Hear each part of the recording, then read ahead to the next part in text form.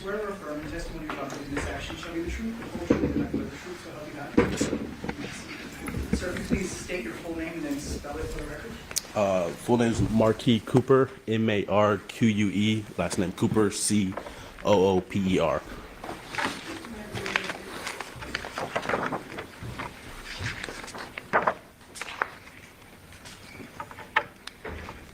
Good afternoon, sir. How are you employed? By the city of Henderson. What's your position there? I am a patrol officer How long have you worked in that capacity? for 8 years.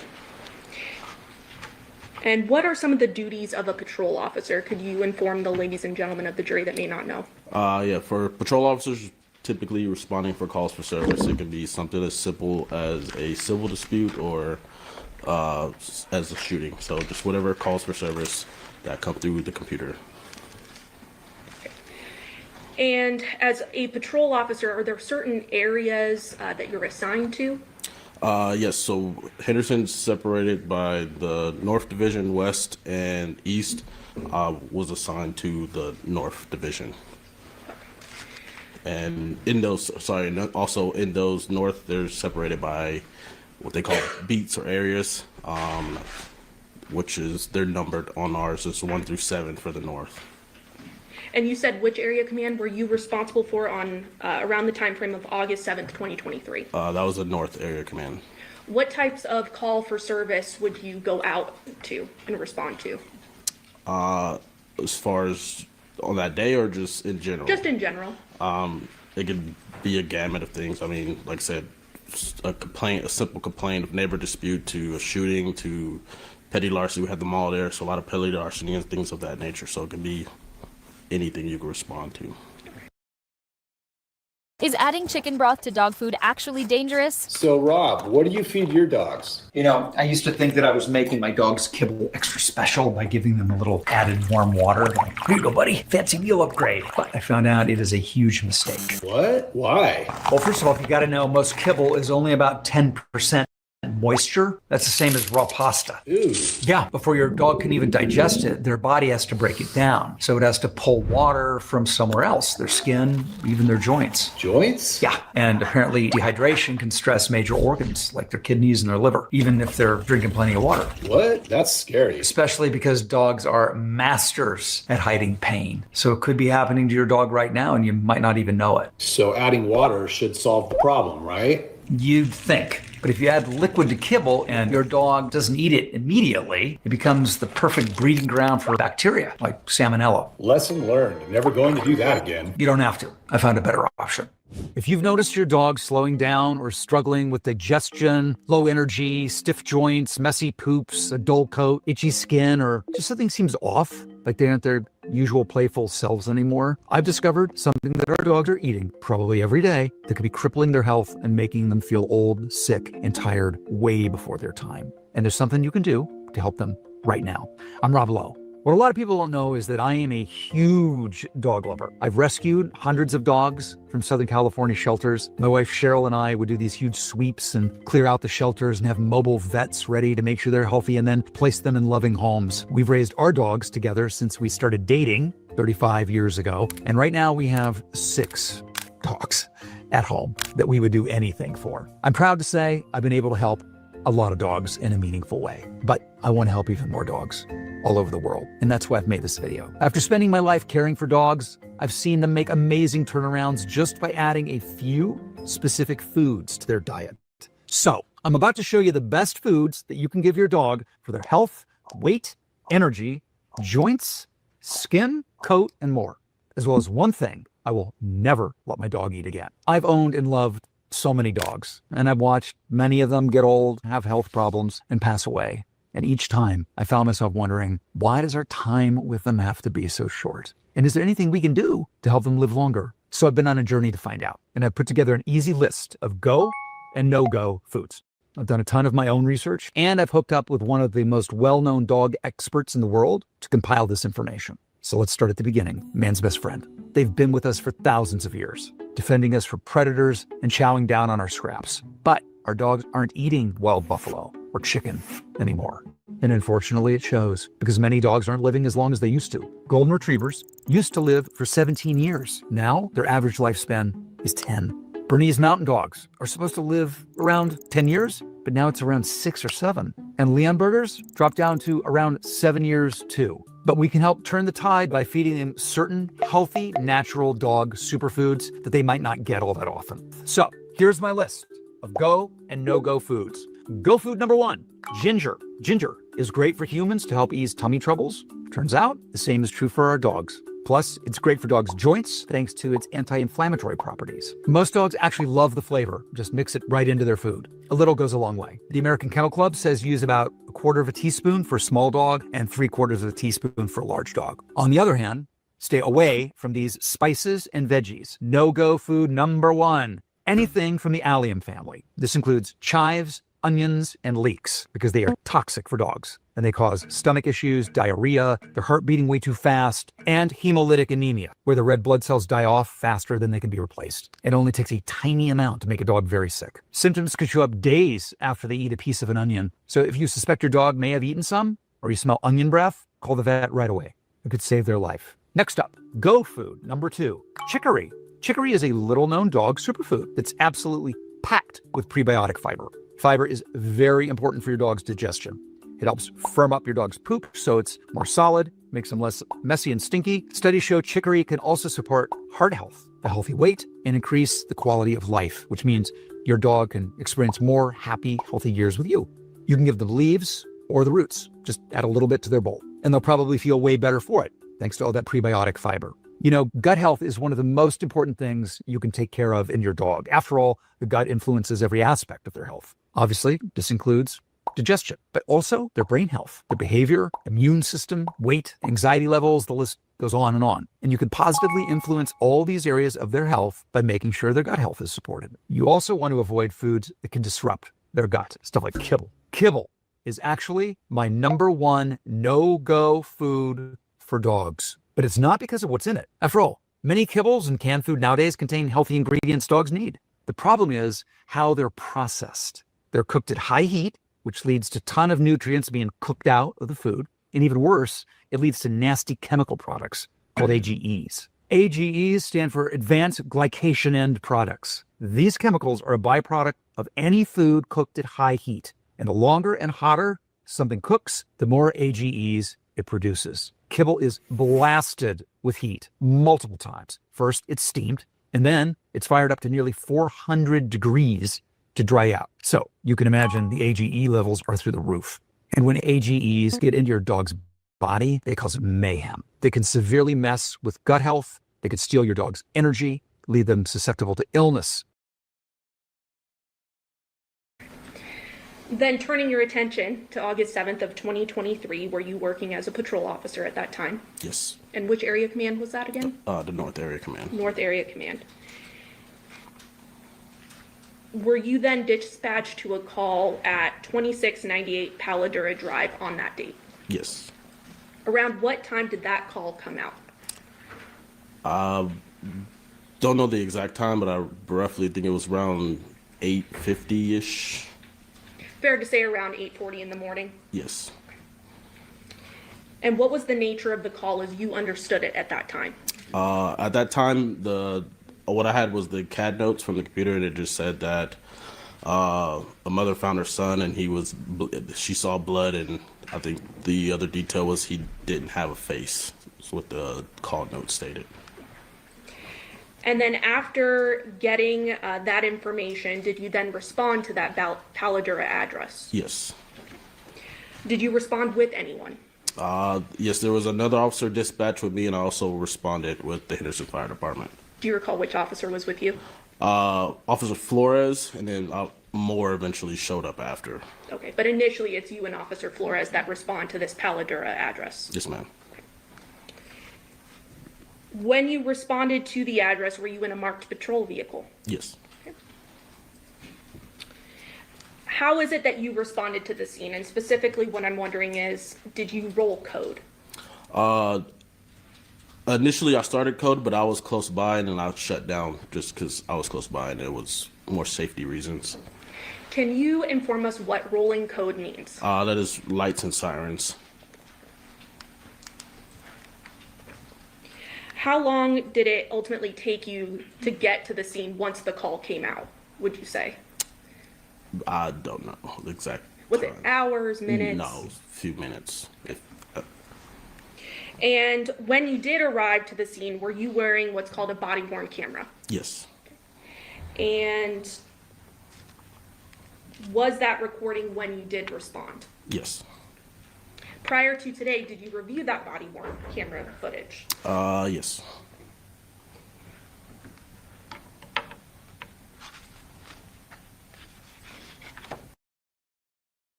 What happens to your brain 15 minutes after eating honey? Your doctor will never tell you this. Hardly anyone knows this, but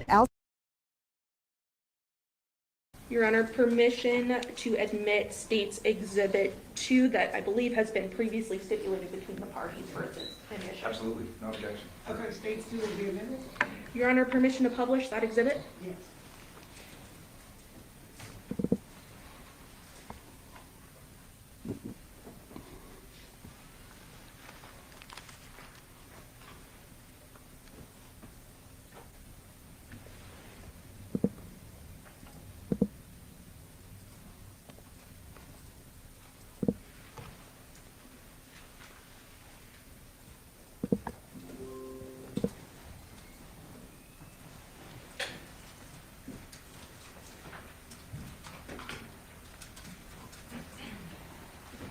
Sir, are you able to see that in front of you at that computer screen? Yes. Okay. And what does that appear to be? You sorry? What'd you say? In front of you, what does that appear to be on the computer screen? My body cam footage. Okay. And specifically looking at the top right-hand position, do we see a date there? Yeah. And what does that date say? 8721E3. And would that be August 7th, 2023? Yes. And is there a timestamp at the start of this video? Yes. 8:46 a.m. And about 13 seconds? Yeah. I'm gonna go ahead and play the video from the beginning. And specifically fast forward to about the minute mark.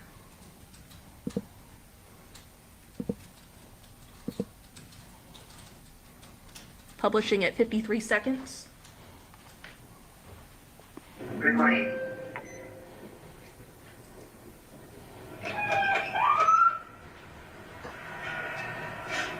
And I'm going to pause it there at 108. That siren we heard, is that your rolling code, as you would call it? At this point, I was just trying to get around so I think there was some cars blocking. I was trying to get around to. Understood. Playing again from 108. TR 52 visual. Good. I counted 1 to whatever from a paramedical call and it's the numbers on service, but I logged in the call. Okay, go for it. Sure, appreciate it.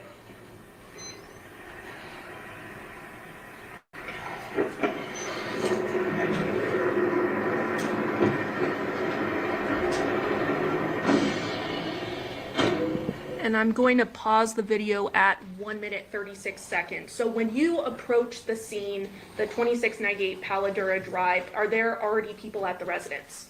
Yes, the Henderson Fire Department, and there was somebody outside. I don't know who that was. But it was a fire department response prior to your response? Yes. Okay. And is this you obviously walking towards the residence? Yes. Playing at 1 minute 36 seconds.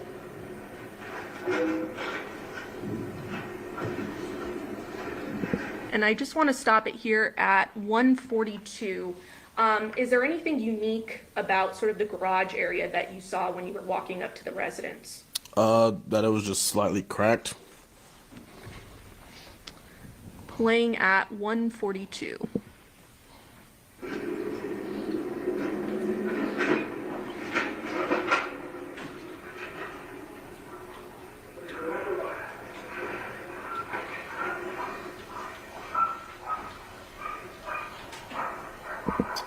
And I'm stopping here at 159. Did you hear something in the background when you arrived? I mean, a dog barking. Okay. Do you recall the dogs being in the house at the time? I don't recall if they were in the house. Playing at 159.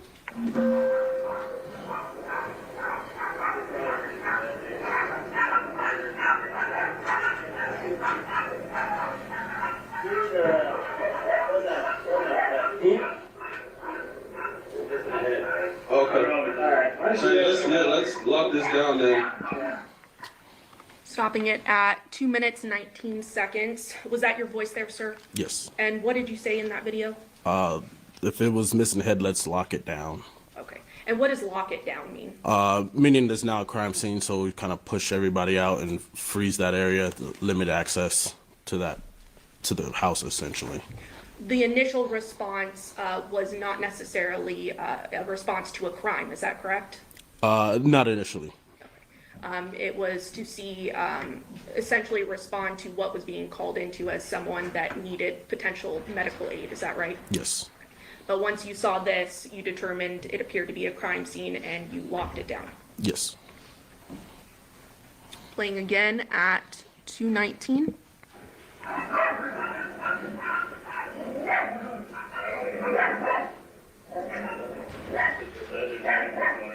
Okay, we lock this down. Let's FI them. And I'm going to stop right there at 2 minutes, 32 seconds because I hear another term that we may not know. What does FI mean? FI is a field interview, so essentially we'll gather information, name, date of birth, things of that nature. It's a field interview of people involved. Okay, and that was because you had seen, I believe we saw earlier in the video, 2 individuals that appeared to have lived in the residence that you wanted to do an interview of, is that right? Yes. Playing again at 2:32.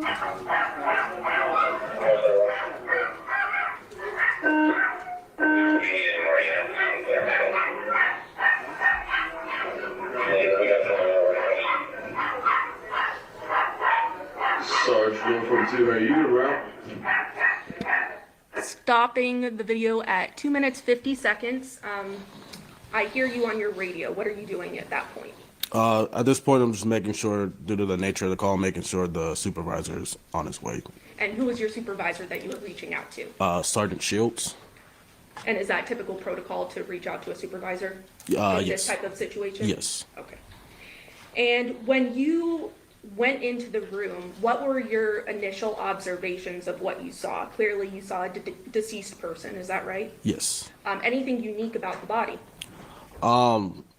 I think initially, obviously, that it was decapitated, and there wasn't much blood initially that I figured it would be, and also there was like a strong, like chemical smell inside that room. Was the first initial things that were surprising to me.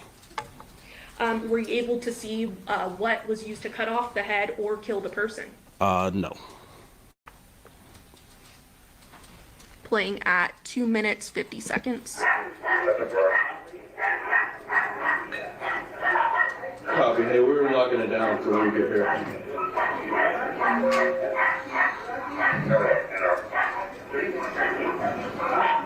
No, 71. Hey, when you get here, can you grab a crime scene log?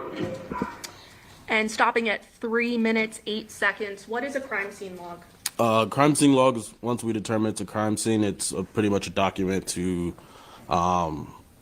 list out who enters or who exits that crime scene. So in this video, you're essentially asking for one of those. Is that right? Yes.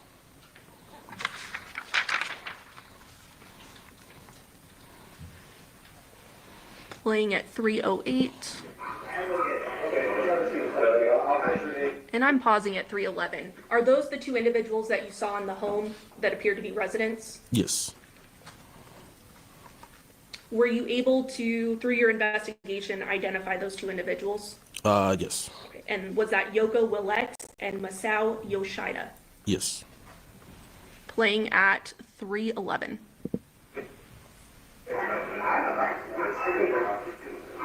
Anyone else live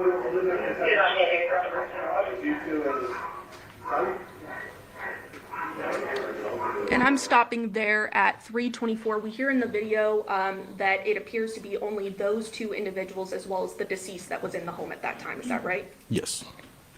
Playing at 3:24.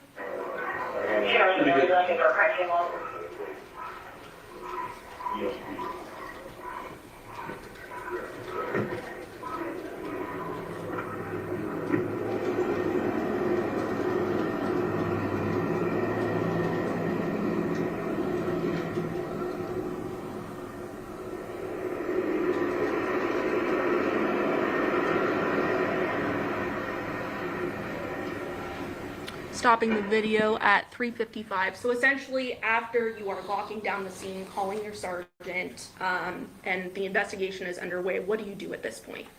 At this point, we're just waiting for the sergeant to get here. We're eventually going to set up some crime scene tape and start that crime scene log. Court's indulgence. Your Honor, the state will pass the witness. Ross? Yes, thank you.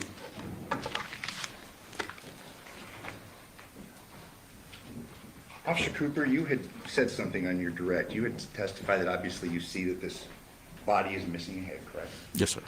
And you had said that there was not as much blood as you thought there would be, correct? Yes. It's based upon experience.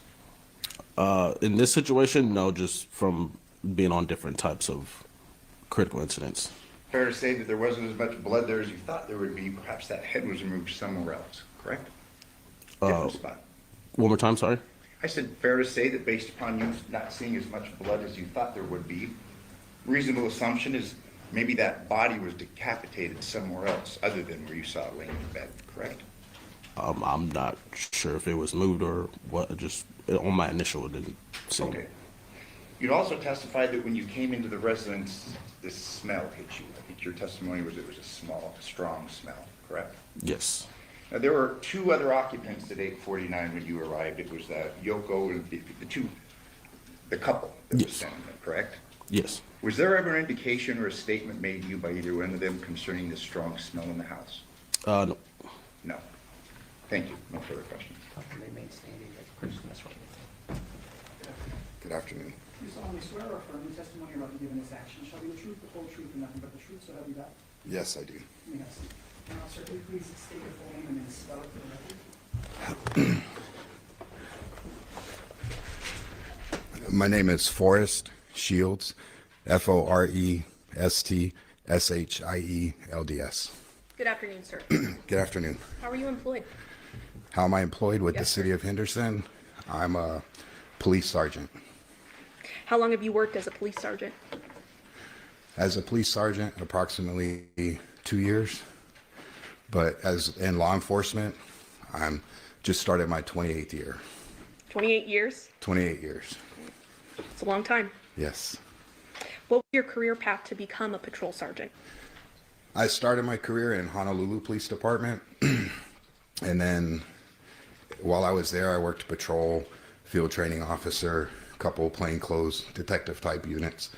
And then I came here in 2006, and I've been employed with Henderson since 2006. That time I've been patrol, field training officer. I went into SWAT in 2013, and I spent about 10 years on our SWAT team as a training coordinator, ATL on the team, assistant team leader. And then from there, I tested out and promoted to sergeant and went to patrol as a patrol sergeant. And currently I'm assigned to our police academy in charge of training all the new recruits that are coming into the department. That's an awesome responsibility, right? Yes. So then turning your attention to August 7th, 2023, were you working as a patrol sergeant at that time? Patrol sergeant, yes. Okay. And what are some of the duties of a patrol sergeant? Well, patrol sergeants, they typically have approximately 10 patrol officers assigned to them, and you have a specific area of the city that you're responsible for. This was a North Area Command, and you basically monitoring calls that they're going on. The patrol officers are actively patrolling their areas, responding to 911, emergency, non-emergency calls, and if they need assistance from a supervisor, they'll call you to the scene. Supervisors also monitoring the radio. If you think there's a call that may be out of the ordinary and they may need assistance, you'll start heading that way. If there's any critical incidents, you're typically one of the first supervisors on scene to get it stabilized until a watch commander can come out and take over. So then turning your attention to that date, was there sort of an out of the ordinary scene that you responded to? Yes. And was that at 2698 Paladura Drive in Henderson? Yes. What was the nature of the call as you understood it? Well, it came in as a medical call. Mom called and said that her son was injured and that he was bloody. And I recall like the dispatchers tried giving CPR instructions, and just the mom stated, however she stated, that she refused. The call note said that she refused CPR because he had no neck or head, but there was a lot of blood. So it was a medical call, basically. We were responding to unknown medical call. Okay. So you respond to the address, is that right? Yes. And who was already there at the time? Do you know? The firefighters and one of my guys, Officer Cooper. I think there was a couple officers. Typically the patrol officers, because they're out and about proactively patrolling, they'll get there first, then they'll call me to the scene. So when I got there, fire was on scene. A few of my guys were on scene. They kind of established a crime scene. I met them outside. They gave me a quick brief and went in. So at the time you arrived then, the scene was locked down as a crime scene, is that right? Yes. Okay. What did you notice when you got to the scene? More like outside, inside? Yeah, let's start with the outside. So starting from the outside, when you arrived to the scene, did you notice anything of note, at the front of the home? So I noticed the garage was partially open, maybe, I don't know, 3 feet. The exterior roll-up garage door, and at the front door, there was a older female and male sitting outside talking to one of my officers. And the front door was open, so I just went up and started talking to them. When you say talking to them, talking to the male and female at the front door? Yes. Okay. And were they identified as Yoko Willette and Yoshida Masao? Yes, it ended up being the person in the room. It was their mom and I believe her boyfriend. So the deceased's mother? Yes. And the mother's boyfriend? Yes. So you walk into the front door of the scene, walk us through what you saw, what you heard, things of that nature.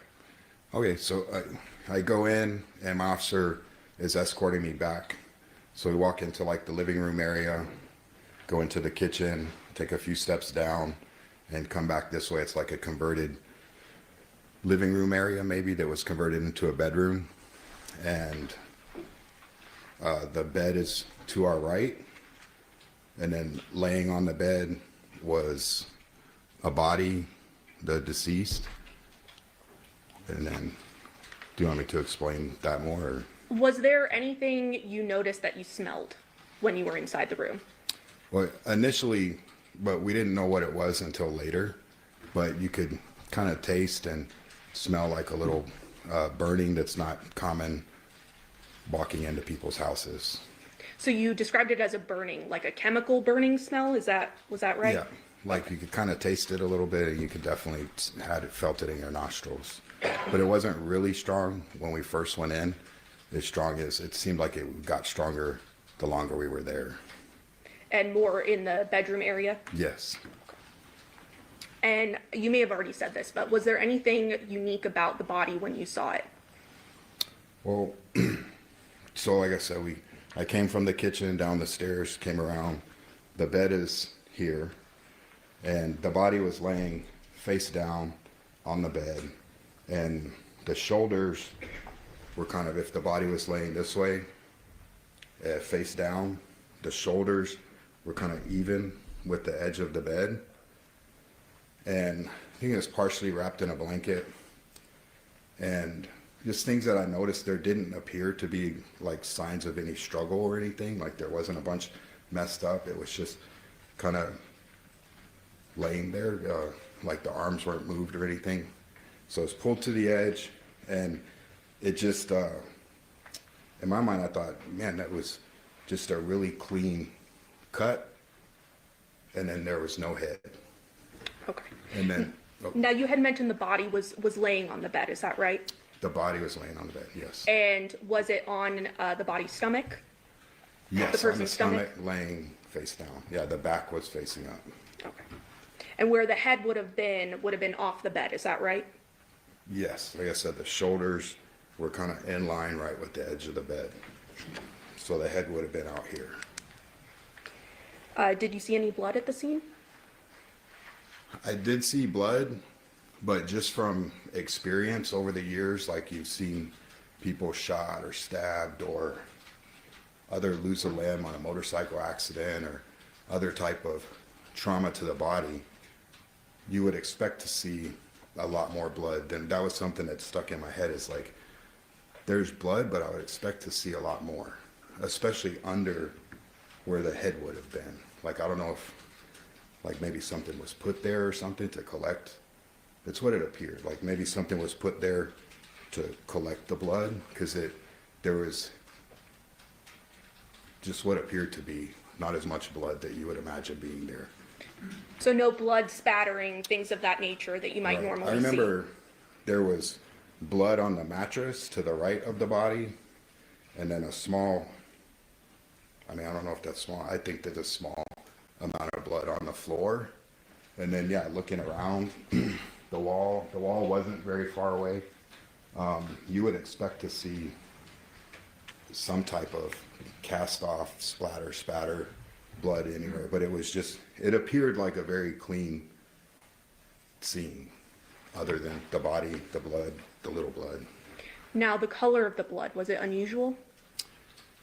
Yeah, typically, I mean, blood is pretty obvious, like we've all seen blood, but this one wasn't like the typical fresh red blood. It was more of like a black color.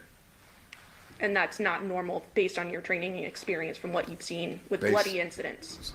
Based on my experience and being at other crime scenes, with, you know, the time lapse, no, not common and not consistent with what I've seen in the past. Now, you mentioned to us that you have 28 years of law enforcement experience. Yes, Was this the first decapitation you responded to in your career? I was thinking about that. I can't recall another decapitation. Something you would probably remember if you did see it before, right? Yes. So it's not your everyday event that you see something like this, right? No. Did you inspect any other rooms other than that bedroom where the body was found? Yes, so after seeing that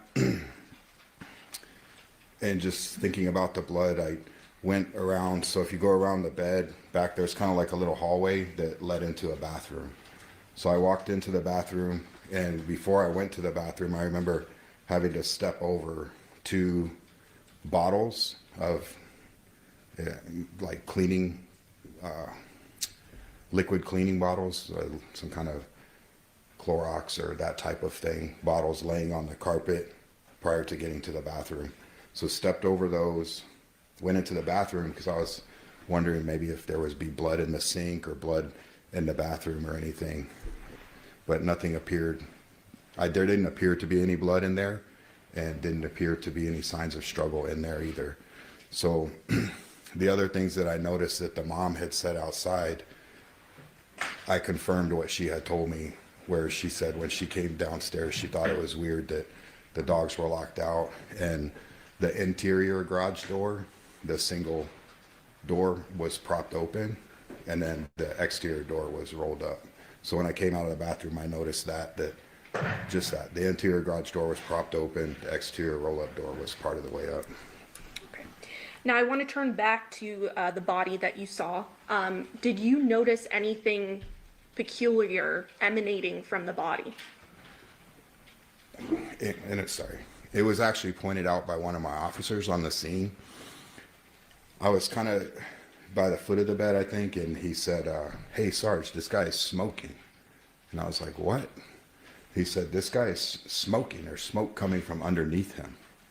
So I go over there and see he's shining his flashlight. You could see kind of smoke coming off of the body, or what appeared to be some smoke coming off the body. So I told my officer, I said, "Hey, get a camera and start taking pictures of this scene," because in my mind I'm thinking, if this catches on fire, we need to get as much photos as we can before we lose the scene to a fire, and then firemen shooting water all over everything. So let's try and get as much photos as we can. So then we get closer, and he's shining his light, and then you can really start. It was coming, you know, like I said, if he's laying face down on his shoulders, it was more coming from like under him, around like From his like the shoulder. chest area? Yeah, from between like the bed and him. So that's why I didn't know, all right, is this something that's going to start on fire? But then once we got closer, taking a closer look, that's when you could really smell, and it burned inside of your nose, and you could really taste it. So I'm like, hey, we got to clear the guys out of there. This is some kind of chemical that's mixing. Okay. Did you eventually then get a statement from Yoko Willette, the deceased mother? Not, I talked to her. Okay. I didn't get like an official statement like a detective. You spoke with her. I Is spoke that right? with her. What did she share with you? She shared with me that she last saw them. Interject is the first thing. And it's not being offered for the truth of the matter asserted, it's just for the investigation and what led to the investigation.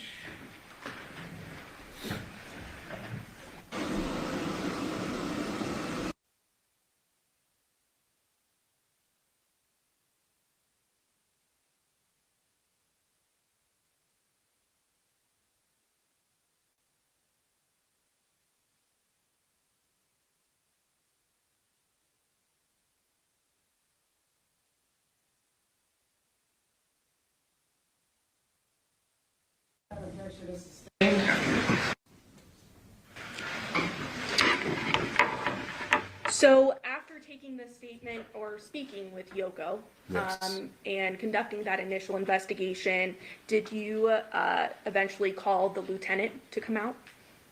Yes, that the patrol supervisor. Yeah, that's your job. You get there, make sure the crime scene is locked down, taped off, so all the evidence and the crime scene's preserved.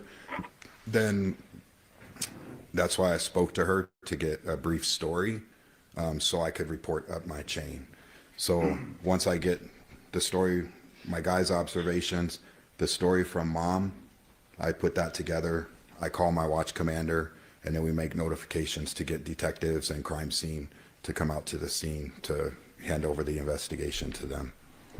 And did you learn through your investigation that there were children as well involved? Yes. Okay. And were you attempting to locate those children? Yes, and that was because the mom had, and part of my conversation with her, said that he was supposed to take the kids to school. Okay. And I believe you mentioned there was crime scene tape that was put up around the residence to lock it down as well. Yes. Okay. And while you were waiting for the lieutenant as well as other investigators to arrive, did you also still investigate the scene and look around for different things of evidentiary value? Yes, the male's truck was outside, so we moved the crime scene tape around the truck. Noticed, I think, what we thought there were spots on the driveway that we thought may be evidence. So, yeah, and at that point, I kind of break away once it's secure, and then I start kind of getting my thoughts and the information put down, because when the detectives and crime scenes show up, it's my responsibility to give them a brief when I turn over the scene. And as part of your duties as well, did you initially send individuals, other officers, to canvass for different surveillance footage as well? Yes. Yeah, that's kind of standard protocol on the crime scenes. Once you have everything secure, your extra officers go out, try and find witnesses. Other officers go and try and video surveillance that may have caught something. So you mentioned that you were putting together a brief for this case, is that right? Yes. And as part of that brief, is there an event number and a report number assigned to the case? Yes. Can you tell us the difference between the two? Well, the event number is a longer number. It's the year, the month, the day, and then the number of calls in that 24-hour period. So at midnight, the next police emergency call that comes in will be year, month, day, 001. The 10th call will be 0010. So that's how the event numbers cover the 24-hour period of police work. And then the report number covers the annual period of police work for police reports taken. So it'll start with the year, and then the number of report it is. So January 1st, 1201, the first police report taken will be, for next year, will be 26, 4 zeros and a 1. Okay. So starting then with the event number, in this case, do you have a reason to dispute that the event number was HP 230807000355? No, Okay. And the report number for this case, do you have a reason to dispute it being 23-15229? no, Does that sound correct? yeah, And so while you're doing your briefing, eventually detectives and crime scene analysts eventually show up to the scene. Is that right? yes. And after they showed up, what did you do? So they showed up, I let them know about the chemical smell, the possible hazard, and the smoking. And then, like I said, I give them a brief. Basically, I write up, it has the report number, location, the rescue that was on scene, their information, the initial patrol officers that made entry with them, the time they made entry, then the information of the deceased, the information of the other people in the home. It's just basically like an overview of what we have. And then that there was no obvious weapon on the scene, and just kind of some of the abnormal, typical things that we talked about already. And so after you give this briefing, does your role cease at that point? Yes, that's when, if they have any questions, they would ask questions. Then I do a walkthrough with them, showing them where my officers went, what we did, things that we thought may possibly be important, and then turn over the scene to them, and then we move out, and then they handle it. So I would then look at my staffing and see how many people do I need here for this. For sure, one for the crime scene log up front, and then I start clearing guys off the call to go clear up other calls that are pending. Thank you. Court's indulgence. State passes the witness, Your Honor. Yeah, thank you. Sergeant Seals, you've been employed in law enforcement for 28 years. Yes, sir. Worked your way up. Yes, sir. You're an instructor. Yes, sir. A lot of experience. Yes. You testified that you've been in multiple crime scenes through these 28 years. Yes. Fair to say that, you know, a severed appendage, an arm or a leg is going to bleed, but a head, I mean, there's got to be a lot more blood going on there, correct? One would assume. You would think so. And you would testify that when you got there, having been on so many crime scenes, you go and you look in the bathroom because it just doesn't make sense. I mean, you're assuming this head wasn't, I mean, removed from the body here on the bed. It had to have been somewhere else. Fair to say? No, I didn't say that. It seemed like, because the shoulders were pulled to the edge of the bed, it appeared that it was done there. But I was looking to see, you know, because that, yeah, the shoulders pulled over here. It didn't appear that it was done somewhere else. But you said you went and looked in the bathroom, correct? Yeah, to see if there was like cleanup, signs of struggle or something. Blood? Yeah, blood from washing your hands. Because I looked in the sink around the ring and didn't see anything that... Based upon the blood markings on the bed, it was clear the body had been moved. I can't say that. I don't... Okay. Can't give an opinion one way or the other? Well, the body was here. There was blood on the right side of the body. And like I said, directly under where the shoulders were, there was an area of blood like that. But I don't, yeah. But you testified things just didn't seem right, and that's why you went and you looked in the bathroom, correct? Yes. And, I mean, you'd agree with me, you talk about a bucket, I mean, that's just, you're speculating. I mean, you're hypothesizing, fair to say. Absolutely. And fair to say that you can't say. I mean, if something was wrong, so you went and you looked in the bathroom, correct? Based upon what you saw.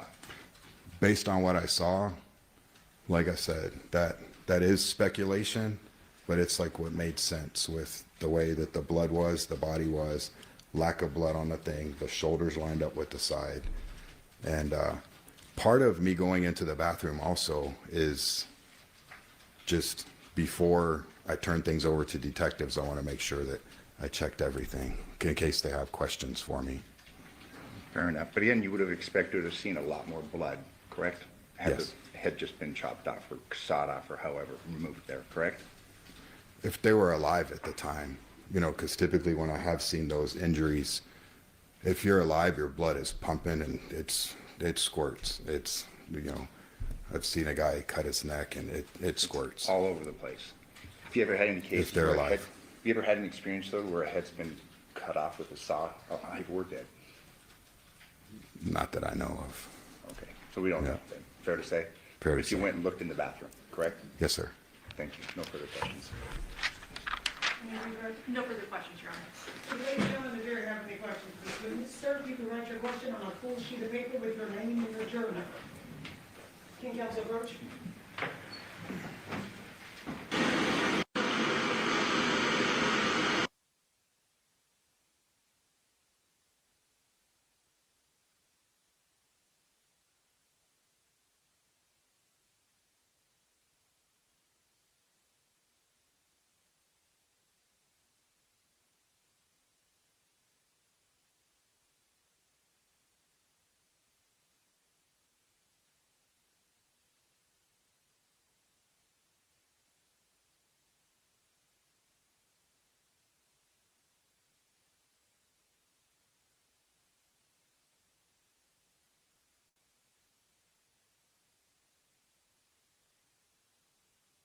Yes, ma'am.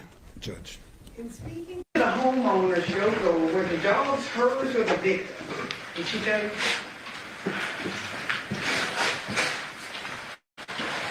The only thing, the direct answer to your question is, I don't know whose they were. Okay. Was it no? Did she tell you if it was normal for them to be locked out based on your conversation with Yoko? She said it was abnormal. Okay.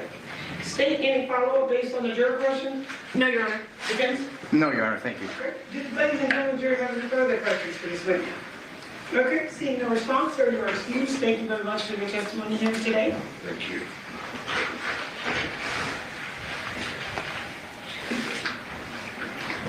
Okay, ladies and gentlemen, the next witness is going to take a little bit of time, so we're going to take a brief bathroom break, and the next witness will take us through the rest of the day.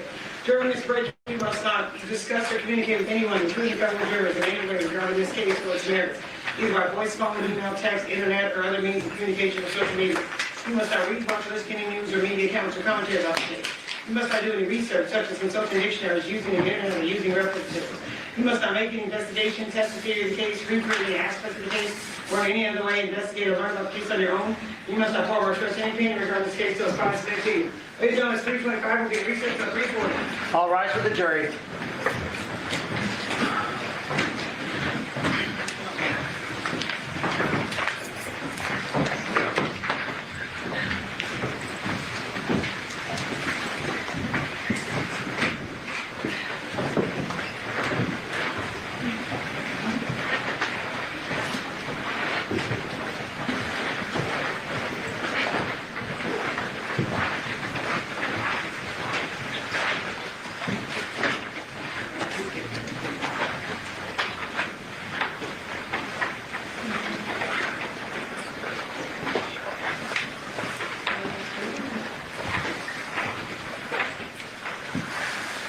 Take record effect for outside presence of the jury. Do you guys have any matters outside the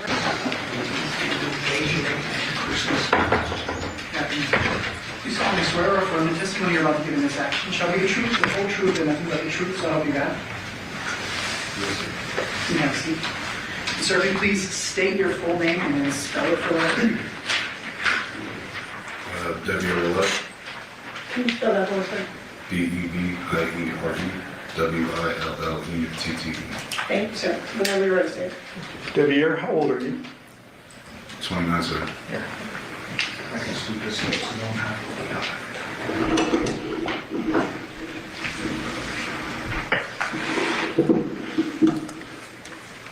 What is your birthday? March 1st, 1996. What was your relationship to Johnathan Willette? I was his son. Do you have siblings? I have 2 younger sisters. And what's your mom's name? Arminthia Sands. Do you remember or know when your dad and Arminthia split? I was probably about 1 year old. When they split and you were 9 years old, where were you guys living generally? Was it here in Vegas? I don't remember. Did you go back and forth between Vegas and California? Yes, sir. Quite a bit in your life? Never saw him. Okay. Did there come a point in time where your dad moved here and stayed in Vegas pretty much permanently until his death? Yes, sir. And where was he living in the latter years of his life? Ball, Georgia. Is that with your grandma? Yes, sir. Is that Yoko? Yes, sir. Did there come a point in time when you were introduced to a woman by the name of Nikki? Yes, sir. And ultimately, you end up getting married to Nikki. Yes, sir. And we have a lot to unpack here. I'm sorry to air your dirty laundry, but we have to ask a lot of questions about this, okay? When you first met Nikki, was she dating or in a relationship with your dad? They were dating at the time. They were dating at the time? Yes, sir. Where were they living at the time, if you know? I don't know. When your dad and Nikki were together, did they eventually have children? Yes, sir. And is that your two sisters? Yes, sir. We don't need to say their names, but what are their approximate ages?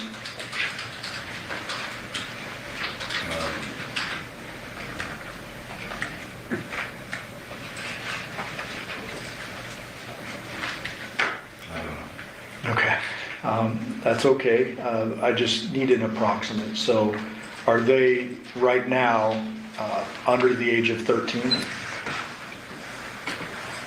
Yes, sir. Okay. So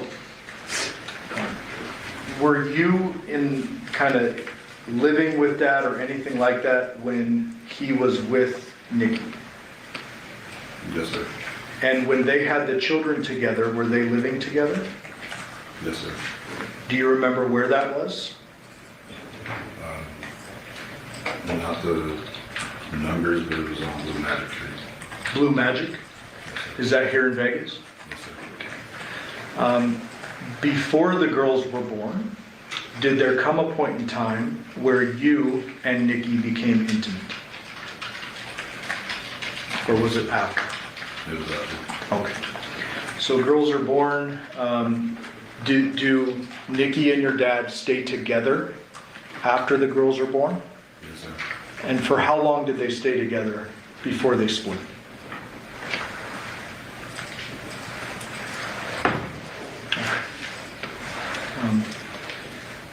When eventually, after the girls are born, do you and Nikki enter into an intimate relationship? Yes, sir. About how old were you at that time? 19. 19 years old? Yes, sir. Do you know how old she was at the time? Yes, sir. How was it that that relationship kind of started?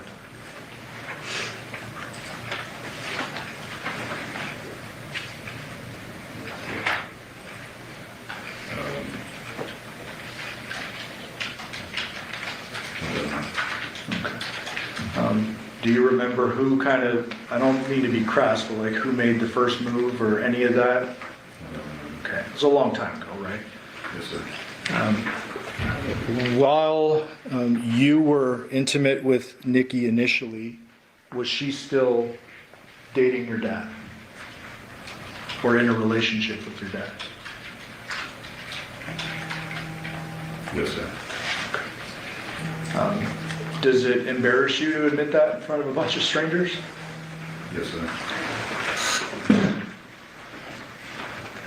Did you continue being intimate with Nikki for an extended period of time? Yes, sir. Do you know if your dad found out about the intimate part of your relationship? No, sir. And I'm not going to say it a bunch of times, but when I say intimate, I mean sexual. We agree there? Yes, sir.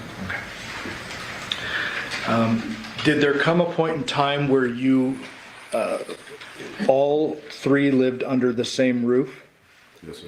And was that the Magic House? Yes, sir. And is that when the relationship, intimate relationship started out? Yes, sir. Okay. Now, tell me if you can remember when is it that any of you three move out of Blue Magic? Like, we need to get a sequence of events. Do you move out first? Do they split and move in different places? Or can you remember that for me? I moved out first. And where did you move to? I moved back to California. And where did you stay in California, if you remember? 187 Poppy Circle. Was that with other family? Yes, sir. Okay. Eventually, do you move back to Vegas? Yes, sir. Do you remember what year that was? No, sir. Okay. When you do move back to Vegas, after moving to Cali, you move back to Vegas, do you move in with Yoko at the Palo Duro address? No, sir. Where did you move that time? Back to the Blue Magic Club. Okay. Did you then leave back to California for a second time? Yes, sir. Okay. And I stepped one step too far ahead. When you moved back to Vegas the first time, you moved into Blue Magic. Who was living at Blue Magic? My father, Nikki, Samantha, Jeanette. The two girls? Yes, sir. Okay. Was there some kind of discussion with Nikki at that time about being pregnant? Yes, sir. Describe that for the jury. I moved back to California, and I was told that she was pregnant with my child, and if I didn't move back, she was going to have that child. So she tells you this? She told me that. So you had gotten out of the situation back in Cali, and you, I presume, talked to her over the phone or something? Yes, sir. She tells you she's pregnant, it's yours, and unless you come back, she is going to have the child. Yes, sir. What did you do in response to that?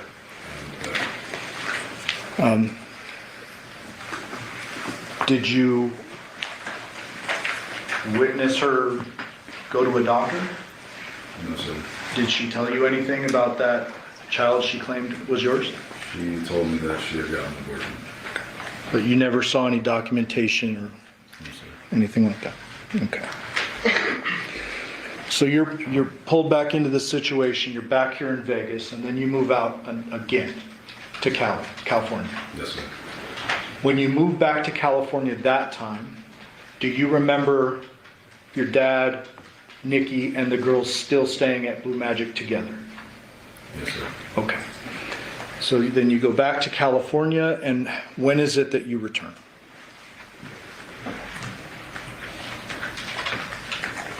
A couple of years after that. A couple of years? I believe it was 4 Okay. years after. And you spoke with Ms. Griffith and I last night, right?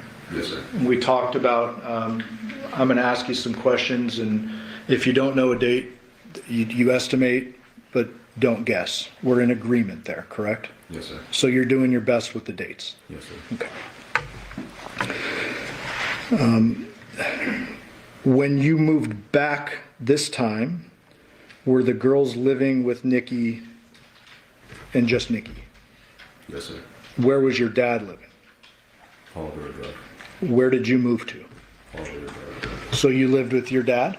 Yes, sir. Who else lived in the home? Yoko and Yoshida.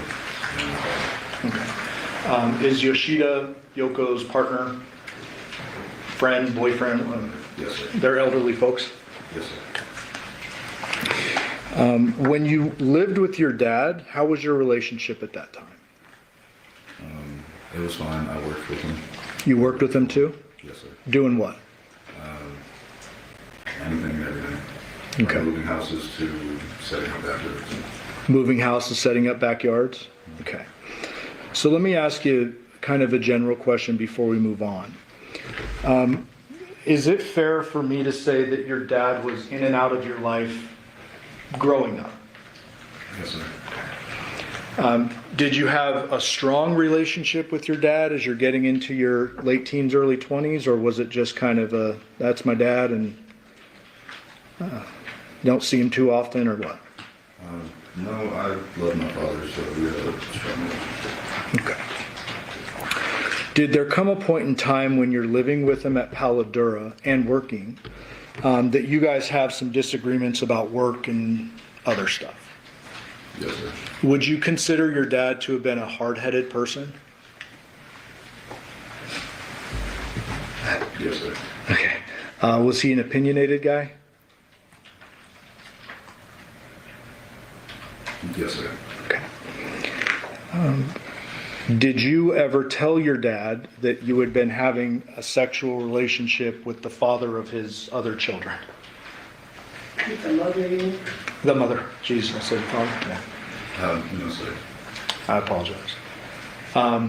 Knowing your dad as you did, if he had known you were having a sexual relationship with his mother of his children, is he the type of guy that would have just said nothing and let it go?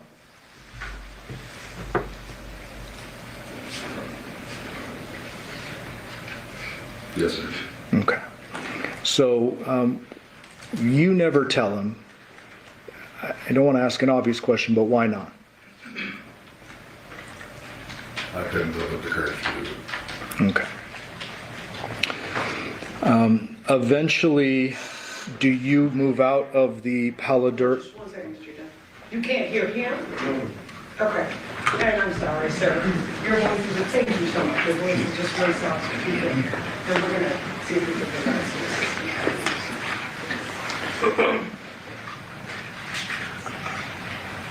Sir, can you just say test for me? Oh, test. Can you hear him better now? Okay. Go ahead, Mr. Dunn. Thank you, Judge. Oh. Nobody can be held in contempt. All right.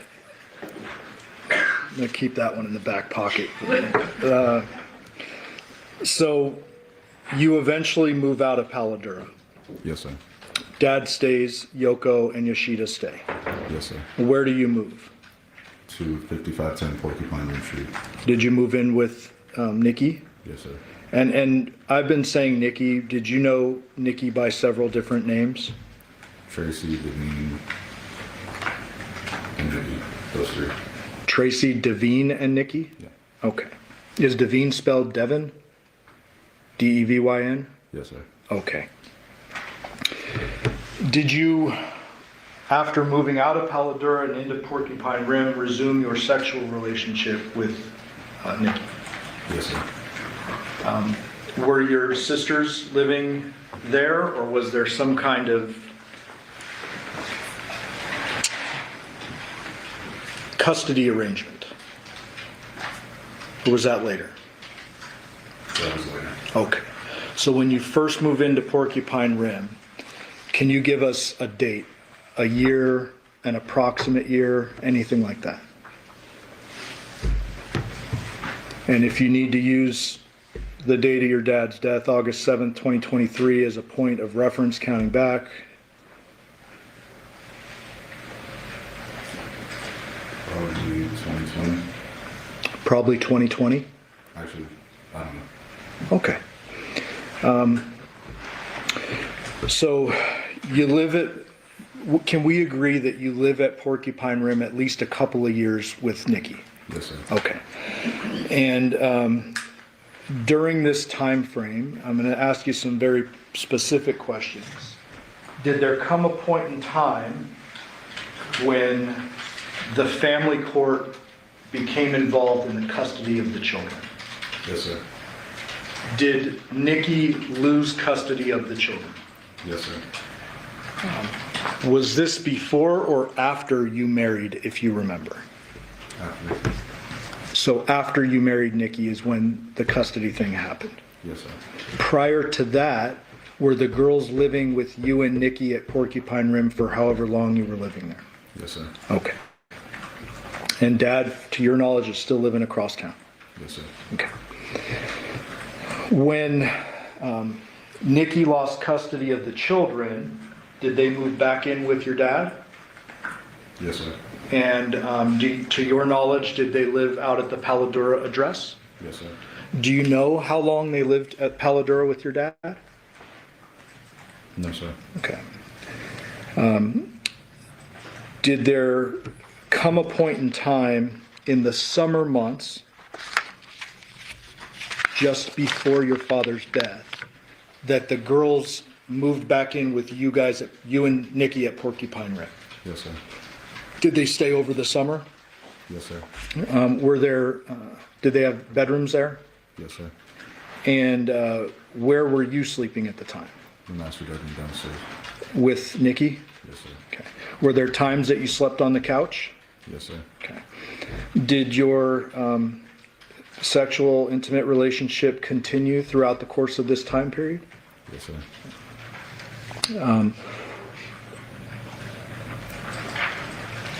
I hate to air out your laundry, like I said, but I just have to ask it. When you're having this sexual relationship with Nikki, is it a tumultuous relationship? I don't know the definition of that word. Okay. Is there a lot of kind of arguing and back and forth, or you describe it for me? There was arguing back and forth. Were there times in which you yourself were trying to get out of this relationship? Yes, sir. Describe that. How many times? What's going on in your head at this time? That I tried to fill some shoes that I had no business filling. Whose shoes? My father's. Okay. Fantastic. I believe you just get a little bit closer. It's okay. So, I believe you said that you were trying to fill some shoes that you had no business filling. Is that fair? Yes, sir. As a result of that, did you start to get a little uncomfortable and attempt to leave a couple of times? Yes, sir.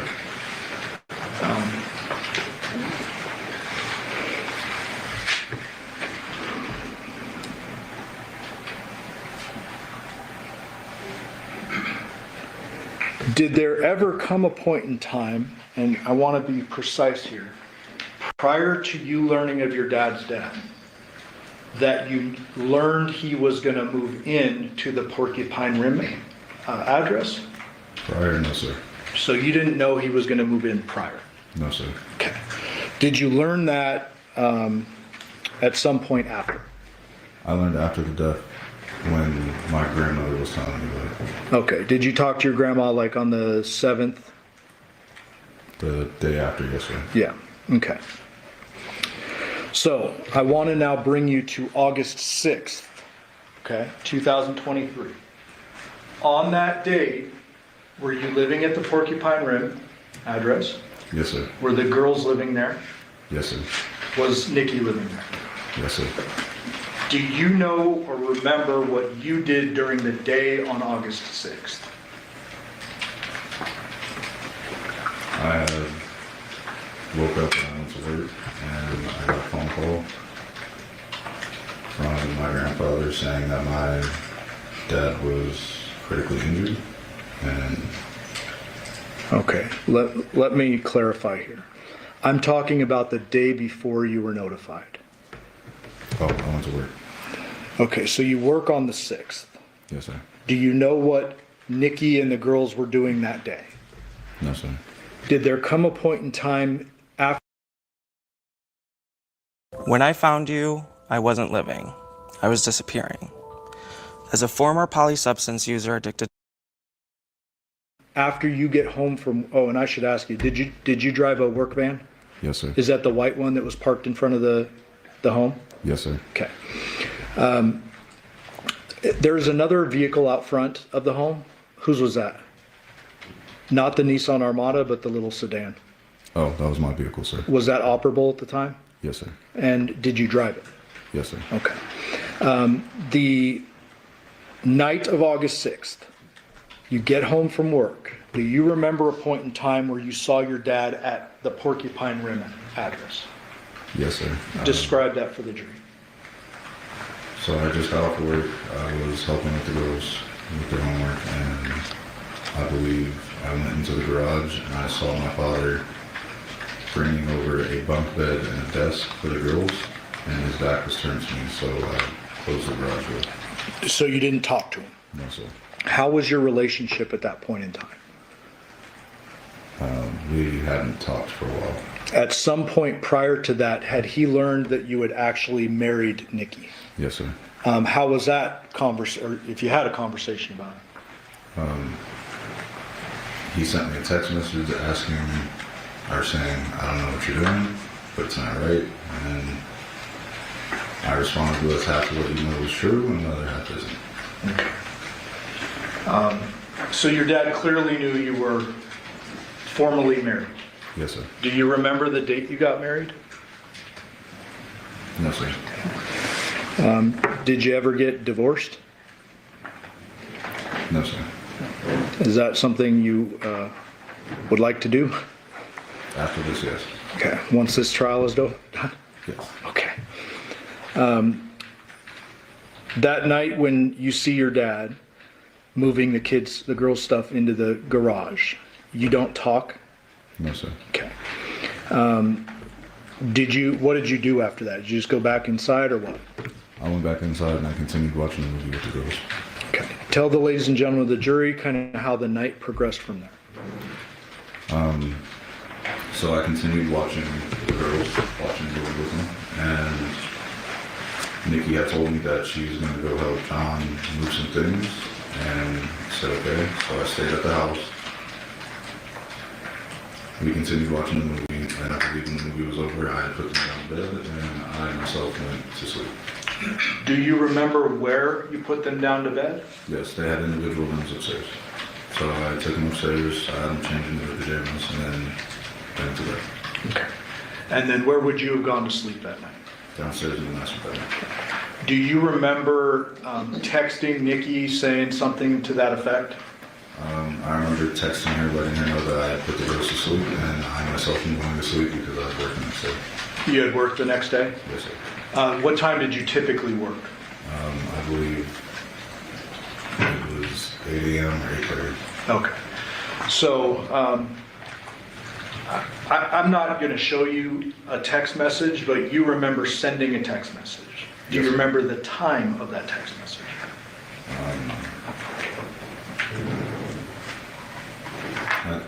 I believe it was 10 p.m. Okay. And so after the text message is sent, do you remember receiving a response from Nikki, or you just go to bed? I just went to bed. Okay. And if I didn't ask you, where did you go to sleep? Downstairs in the master bedroom. The normal place you sleep. Yes, when you went to bed, was Nikki home? No, sir. And that would be why you sent her the text, correct? Yes, sir. Do you remember waking up at any point after falling asleep that night? I remember waking up around 2 to her getting into bed, and since I had work early in the morning, I didn't ask anything of it. I just looked over, I saw her, and I went back to sleep. This was, to you, a normal night, right? You would have no reason to ask her anything, right? No, because if they were moving things around, like they were just working through the night to try to get it all done. Okay. When you looked over, did you see anything out of sorts about her? I mean, I understand it was a normal night for you, but like, did you observe anything that was different? No, sir. Okay. Did you go back to sleep after that around 2? Yes, sir. Do you remember when you woke up the next morning? Yes, sir. When was that? Around 6 a.m. Tell the jury how that morning progressed. I woke up around 6 a.m. and I got ready for work. I'm usually the first one that's up, so I got dressed and I went to work. Okay. Do you remember seeing Nikki or the girls or anything that morning after you woke up? No, sir. Okay. And do you remember where your job was that day by chance? I worked at Hometronics, so I was all over the place in the city. Okay. And when you're working, do you drive the, work van? Yes, sir. When you're on your off days, do you drive the work van or the car? The car. Okay. So on this day, can we presume that you're driving the work van if you're doing a job? Yes, sir. Okay. So, I believe you said you work normally around 8:30. Yes, sir. At some point in time, do you get a phone call? Yes, sir. Describe that for the jury. It was a phone call from my grandfather saying that my father was critically injured and he's in the hospital. Okay.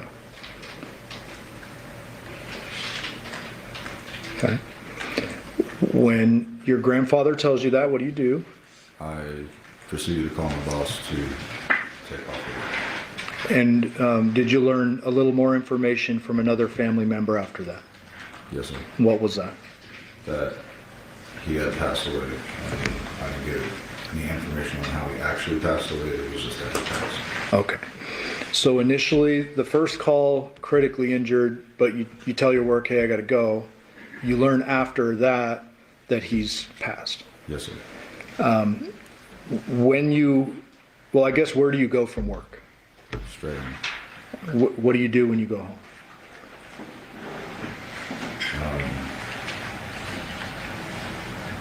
Started drinking.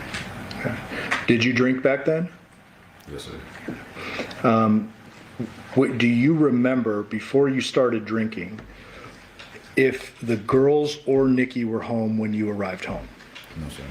You don't remember, or they were not? They weren't home. They were not home? No. Okay.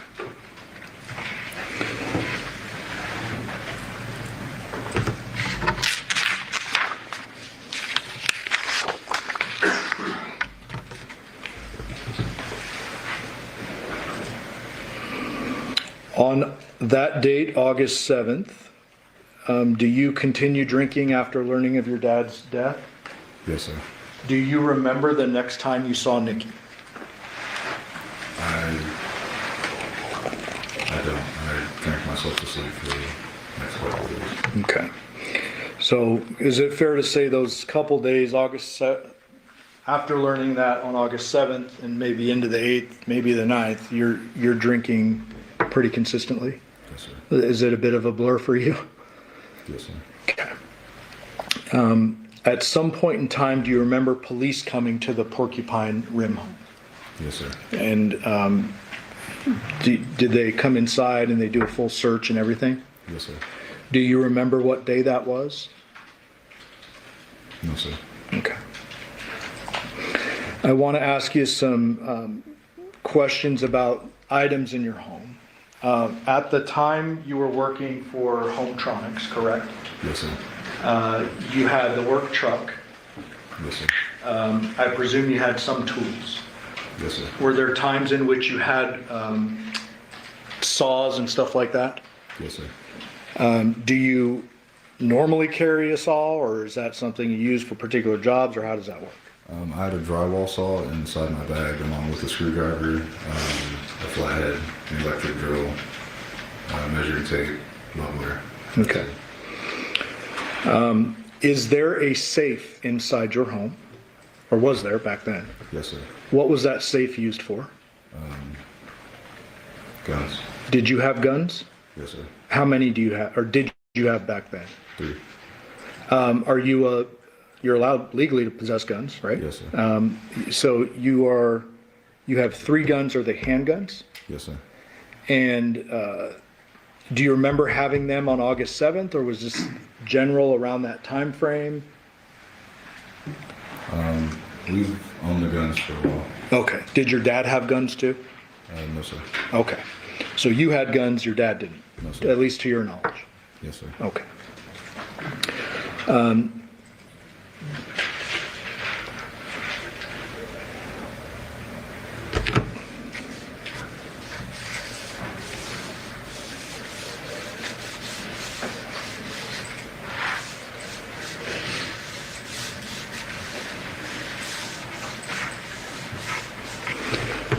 So try to give us any memory you have, but you don't remember the next time you saw Nikki, but you did see Nikki back at the home, right? Yes, sir. Do you remember her being there when the police came? Yes, sir. Okay, so at least when we can figure out from the police when they showed up, you know you saw her then. Yes, sir. When is it that you have any conversation with her about your dad's passing? I believe it was the night the night that I had found out, I was drinking heavily, and I believe she came home and said, I'm sorry that this happened, and I kind of just wanted to be alone. Okay. You eventually, during the course of that search of your home, you're interviewed by police, correct? Yes, sir. And you understand that was recorded. Yes, sir. At some point in time, you give a lengthier interview, correct? An interview.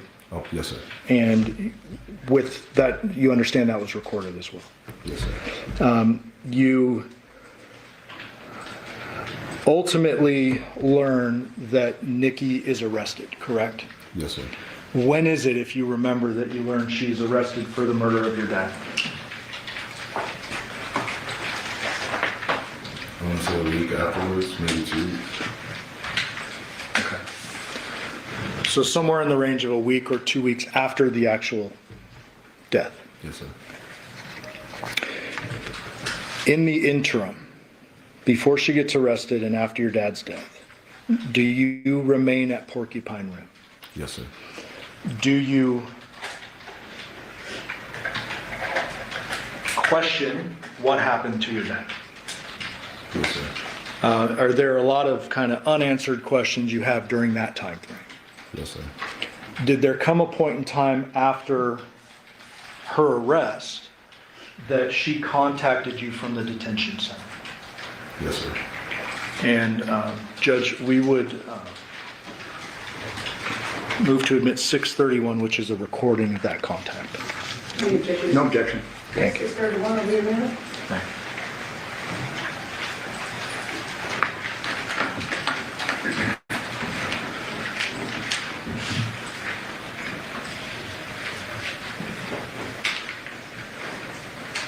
Permission to publish? Yes.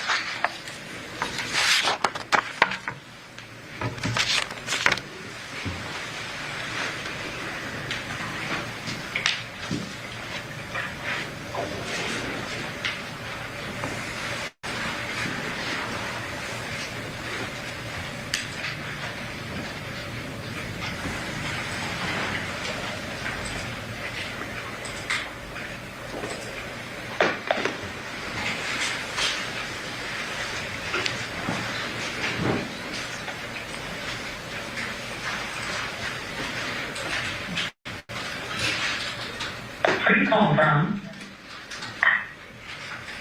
an incarcerated individual has entered the detention center. This call is not private. It will be recorded and may be monitored. If you believe this should be a private call, please hang up and follow facility instructions to register this number as a private number.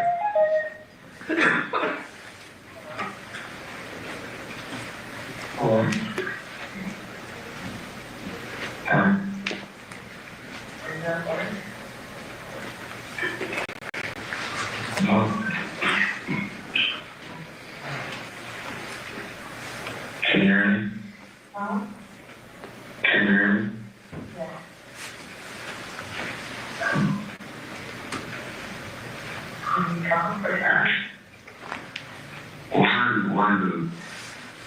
Where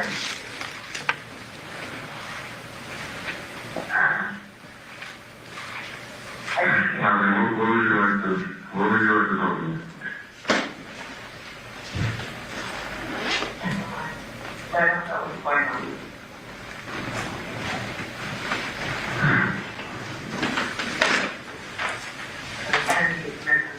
They won't tell me anything.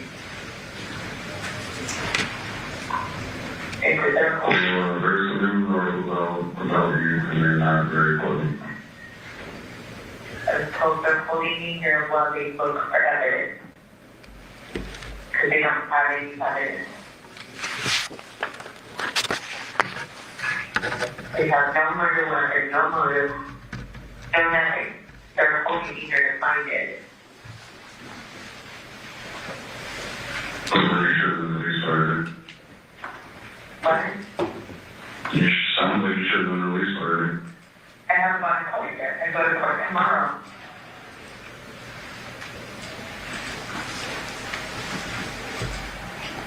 Okay, well, now you only have 1 week. Okay. CPS at the girls. Really, my grandfather. get him fingerprinted so they can go with him, and we might go with you right here.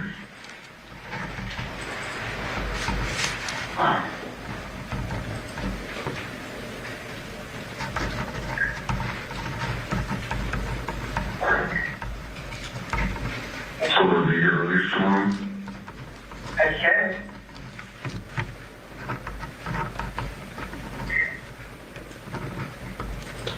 That's what I'm hoping for. And that's literally what's going on.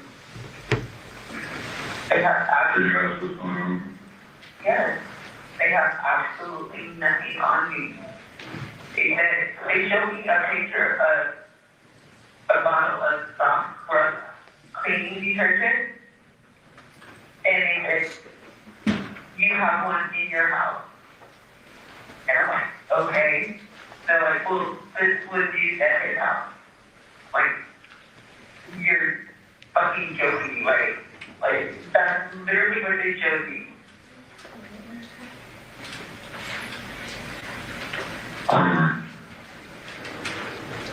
If you're getting released tomorrow, I'll leave it over.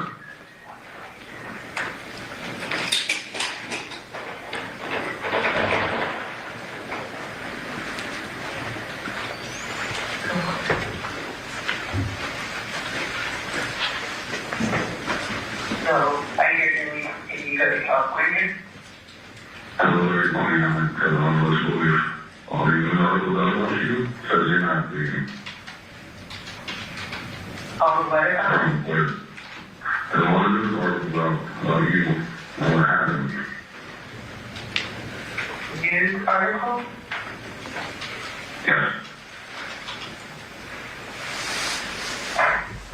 Okay.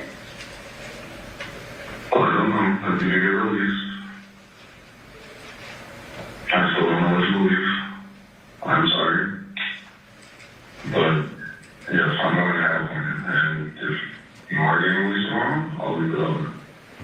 If not, then I have to do something with them.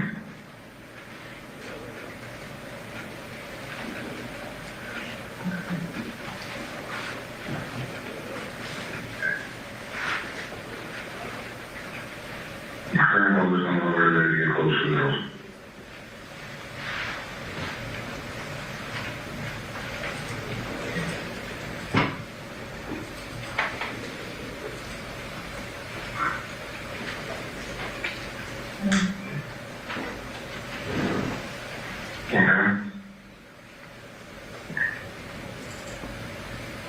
I don't think this presentation released a news article about me and have literally nothing.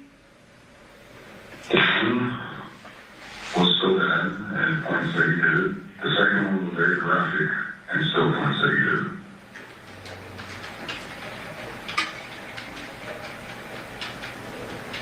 Like I said, if you're going to court and going to release you, I still don't know what to believe and I can't be here.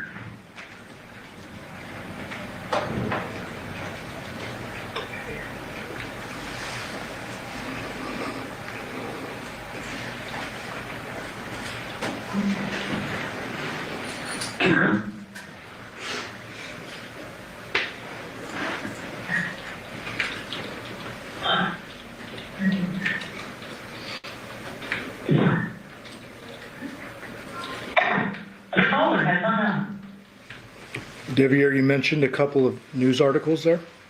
Yes, sir. When was it that you first learned of the graphic nature of what happened to your dad after his death?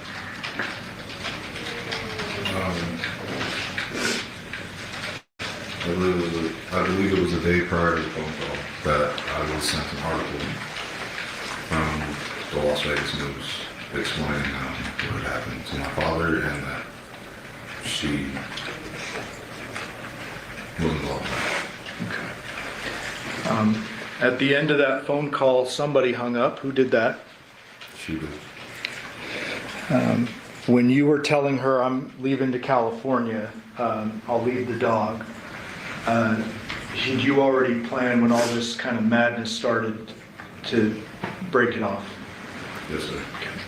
Was that essentially what the jury just heard, your breakup conversation? Yes, sir. Do you remember if you ever talked again after that? We never talked to him after that.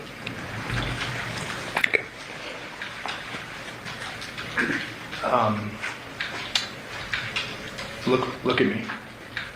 Did you kill your father? No, sir. Did you have any involvement in killing your father? No, sir. Did you have any involvement in what happened to his body after? No, sir. Pass witness. Mr. Willette, my name is Robert Draskovich. My partner, Mike Horvath, and I represent your wife.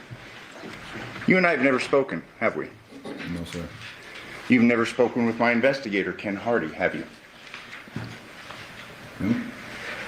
Investigator? No, sir. No. So this is the first time that we're actually having an opportunity to communicate, correct? Yes, sir. I'm sorry, sir, if you just get a little closer on the microphone, thank you. You had testified today, fair to say, for the first time, that you had a relationship with your wife that went years back. Yes, sir. You'd been asked that by a lot of people, correct? Yes, sir. You'd been asked that before under oath, correct? Yes, sir. But you didn't tell the truth, did you?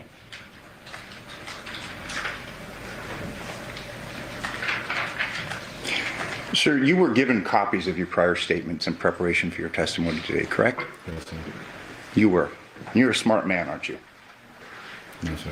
And you reviewed those copies of your statements in your testimony, correct?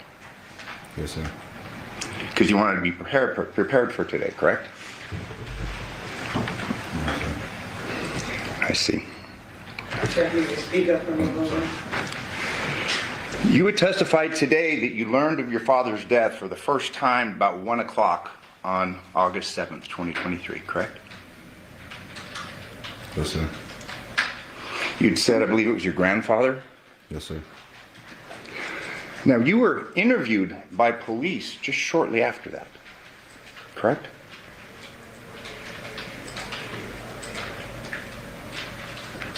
No, sir. You were interviewed at 2:35 p.m. August 7th by Detective Ozawa. Yes, sir.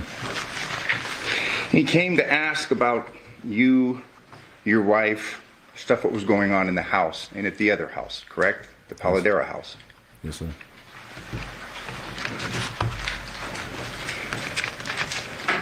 He asked you how you got along with your father, and you told him we never really got along, correct? Yes, sir. It's a little bit different than what you testified to today, correct? No, sir. It's the same, or it's different? It's the same. I worked with my father. I'm sorry, and this low voice, you can speak up, please. I worked with my father, so we bumped heads on all the things, but it doesn't mean that I didn't love my father. Okay, but the question is, how do you guys get along? And your answer is, we never really got along, correct? Only over work. I'm sorry, sir, you have to speak up. Only over work. Only over work. Yes, sir. Well, it was just a few seconds after that that you said that you knew he was going to move in there, correct? And you didn't want to talk to him when he was at the house. No, sir. On August 6th. You don't recall telling the detective that? I mean, you have this transcript that I'm going to start referring to. You referred to it and you reviewed it before and to prepare for today's testimony, correct? Yes, sir. I was told shortly after his death that he was going to be in, and I didn't know prior to that. Counsel, I'm referring to page 4.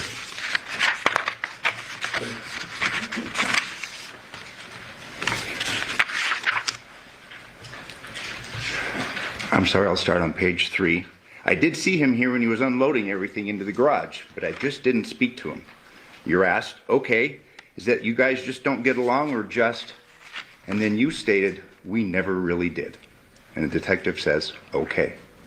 Correct? Yes, sir. And then you say, so not to cause any complications here, because I know he was going to move in here, I just didn't want to talk to him. That was after the death. But you're talking about, you saw him the day before, he's moving stuff in, and you're not going to talk to him because you know he's going to move in, and you guys don't get along. You were talking to the detective about what was going on in your head the day before, correct? No, sir. I was told that they were moving the desk from the bunk bed into the house for the girls. So when you're telling the detective on August 6th, I didn't go and talk to him because I never really got along with him. And I didn't want to cause any complications here because I know he was going to move in here. I just didn't want to talk to him. You're now under oath saying that meant something else? No, sir. I'm answering the question. I was told after my father's death that he was going to move into the house, but I had no idea prior to that. That's because you read your grand jury testimony, correct? No, sir. A little bit further down, same page. He wasn't really there for me, correct? I mean, you had resentment for your father, fair to say? No, sir. And then kind of realized who he was as a person. And when you were talking about moving out of Yoko's house, you said, I got out as soon as I could, correct? Yes, sir.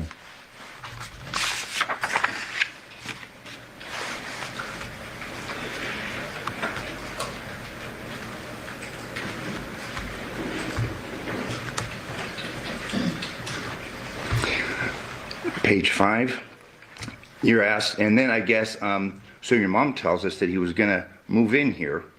What's that arrangement? And you said she was gonna tell me to move out, or she was gonna give me some time, but he needed to get out of Yoko's house, and she was gonna let him stay here, correct? Yes, sir. And then you were gonna move out, and you say, correct? Yes, sir. So you're telling the detective who you speak to for the first time that you knew that Dad was pushing you out and that you were moving out of the house, correct? I was told that the day before. Oh, so now, you said before, until after your death, now you're agreeing you knew at least the day before that your dad was pushing you out of the house, correct? No, I'm talking about the interview. So when I had the interview with Ozawa, that's when I found out everything prior to the interview. But you're talking about not talking to him the day before because you know you don't want problems and you know that he's moving in. That's right.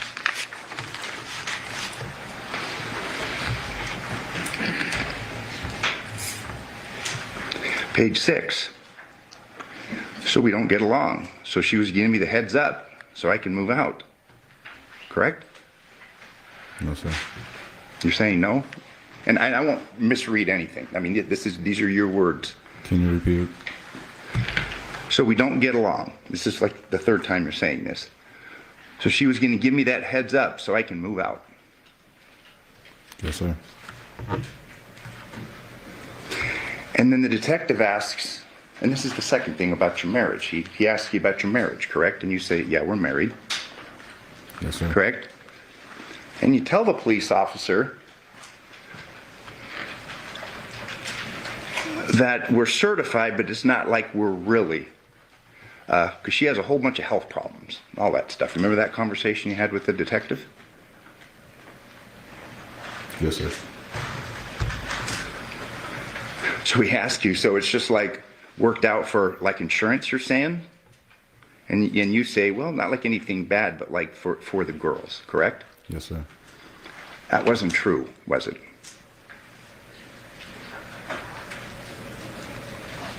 Which you were telling the detective after you're saying that you learned for the first time that your dad's been murdered. What you told him about your marriage wasn't true, was it? I was also drinking that day. I don't remember. You've read through this transcript. You agree with me that you appear to be pretty coherent, correct? Yes, sir.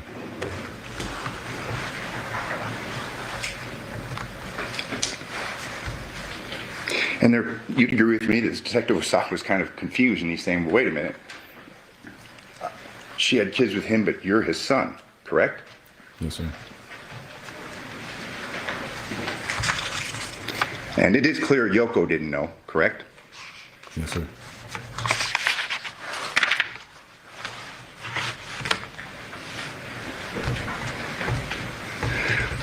Page 7, detective asks again, trying to clarify this relationship and what's really going on. So he asks you, so I didn't know, but you're saying that you guys are married more out of convenience, not like you guys actually love each other And you respond, yeah, we don't. It's not like that. It's out of convenience. Correct? Yes, sir. That was a lie, wasn't it? No, sir. So you're telling us that you were telling this detective the truth? Yes, sir. Then the detective asks you, but do you guys sleep in the same room? And you say no, correct?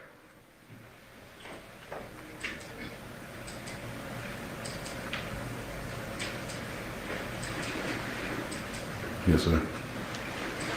You guys actually did sleep in the same room. You slept in the same bed, didn't you? Yes, sir. But when he asked if you two slept in the same room, you said no, correct? Yes, sir. Then he asks you, are you guys intimate at all? And you say no, correct? Yes, sir. That wasn't true, was it? No, sir.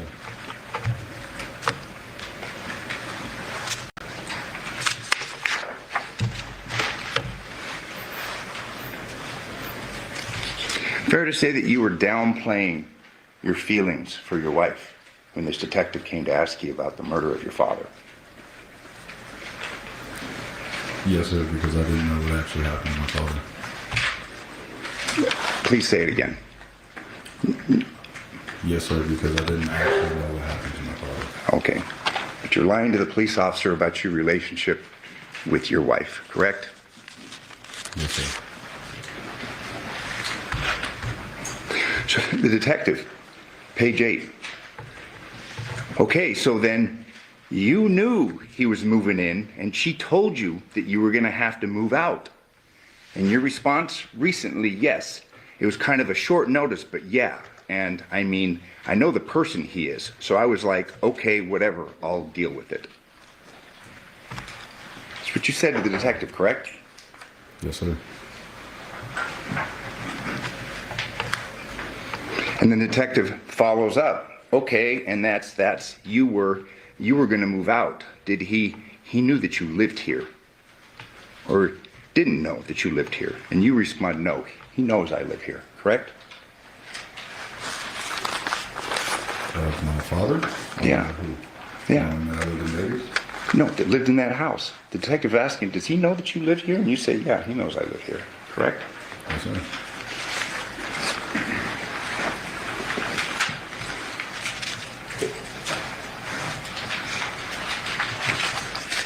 You did confirm that you knew that she was going over there to your dad's house with the girls, correct? Yes, sir. That was the joint custody that they had. Yeah.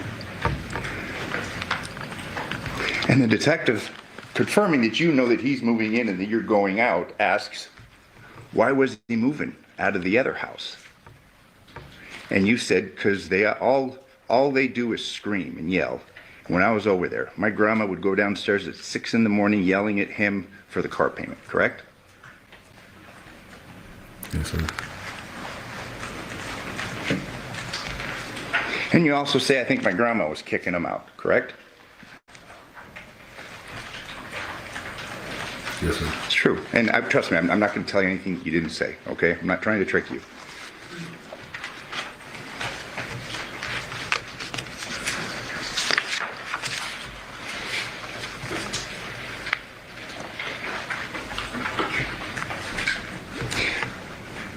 You're asked, page 10 by Detective Ozawa, bottom of the page. Okay, so then how long has, I guess, it been planned for them to move John in over here? Your response, I have no idea. Like, it was ran by me that, because we all know how he is. And it's like, okay, if he's moving in here and if he's going to be homeless, I get it. I can move out and go somewhere because I have a legitimate job, correct? Yes, sir. So this isn't some one-off. You repeatedly confirmed to Detective Ozawa that your dad was moving in and that you were moving out, correct? Yes, sir. But you had the legitimate job, correct? We both had legitimate jobs. You had a good job. His job was better than mine. He was a mover, part-time, correct? He did everything. Your grandmother was always angry at him because she owed him money. Fair? But you had a steady job at Hometronics, correct? Yes, sir. So you had the good legitimate job that you were the one getting kicked out, correct? Yes, sir.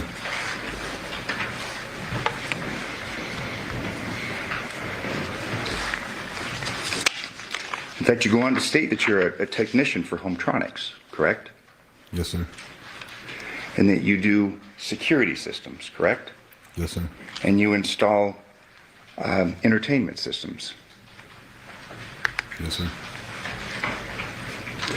You told the officer that you'd been doing that for about 2.5 years.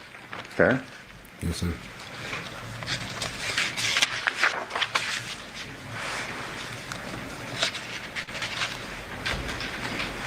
You were asked again by Detective Ozai, well, since you knew you were moving out, where are you going to move into? Where are you going to move to? And you tell him, and this is page 12, counsel. Yeah, like I have some friends down the street that I could roommate with, correct? Yes, sir. That made you angry, didn't it? Yes, sir.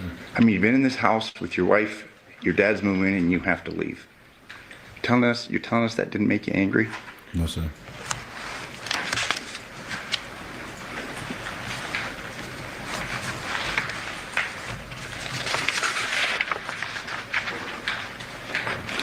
Now, today you testified that you'd worked the day before, August 6th, correct? Yes, sir. But you were actually off the day before, correct? You didn't work on August 6th. I was drinking wine, I don't remember. But you would first tell the police officer, yeah, I worked yesterday, but then... Sir, I have to have you to speak up. The jury's having a hard time. Sorry about that. Is that better? Okay. If you could just please repeat your answer. Trust me, I'm not trying... If you could speak up, please, and just repeat that last answer. I was drinking a lot and I don't remember.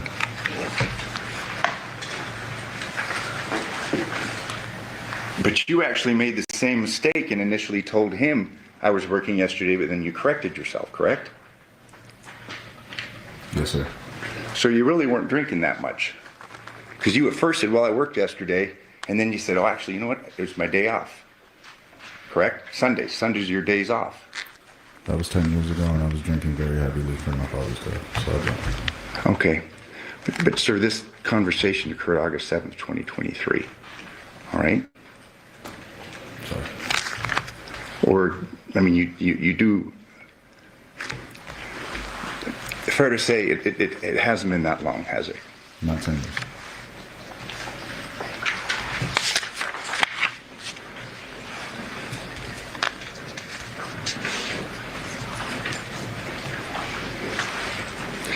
In reference to the day before, August 6th, and you seeing them moving in, okay, because you actually didn't work the day before. You said, I heard the door open. I thought one of the girls opened the door, so I came down and looked out and saw him unloading stuff. And I was like, oh, all right, whatever. So I closed the door, just didn't hear it, correct? Yes, sir.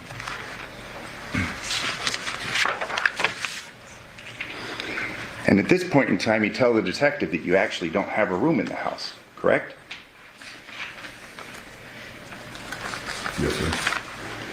But that wasn't true. I mean, you were sleeping with your wife in the same bed, correct?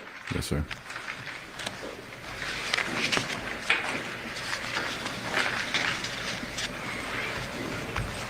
You said that your guy is a hot-tempered guy, correct? That's who it is? His father. Okay, you said your guy. Yeah. You said he's like a hot-tempered guy, correct? Yes, sir. You said he had no filter, that kind of a guy. Yes, sir.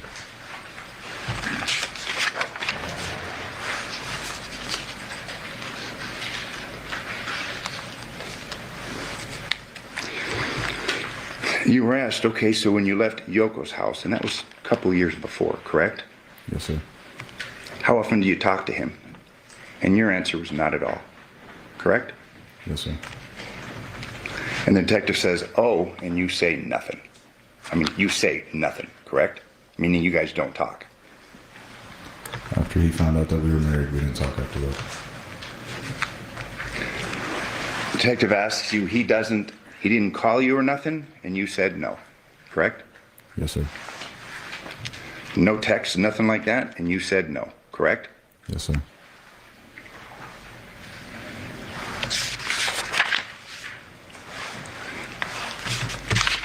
The detective then asks you about you speaking with him a couple of months ago, and what did that entail? Like, what were you guys doing at that point? You correct him and say, I didn't say I spoke to him a couple of weeks ago, correct? Yes, sir. And then the detective says, I thought you said the last time you spoke with, like actually talked to him, was a couple of months ago. And you say, well, like it was probably years, correct? Yes, sir. You say, he doesn't call me on my birthday, not on Happy New Year's, like none of that. So not Thanksgiving, so we just didn't talk, correct? Yes, sir.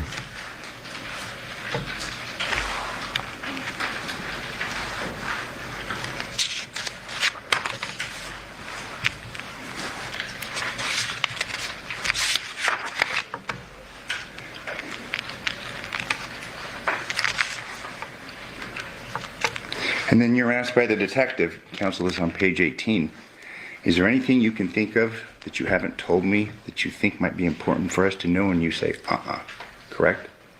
Yes, sir. So they're there trying to figure out this dynamic, and you've lied to them about the relationship that you have with your wife, and you've lied to them about the living arrangement where you're getting kicked out by your father, correct? He's moving you out. Yes, sir, because I didn't know what exactly had happened.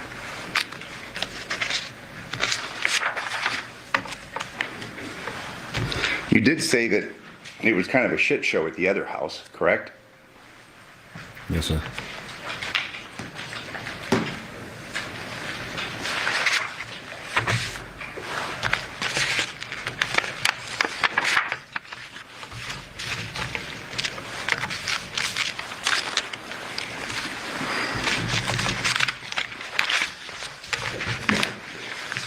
That wasn't the first time that you had discussed issues concerning this dynamic, correct? Concerning your wife, you, your father, the moving arrangements, correct?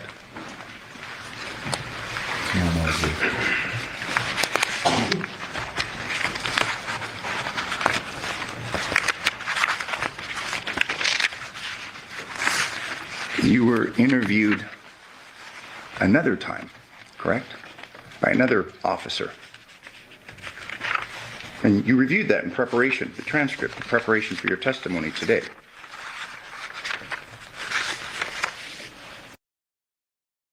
Even when your room is 80 degrees, your bed can be 55.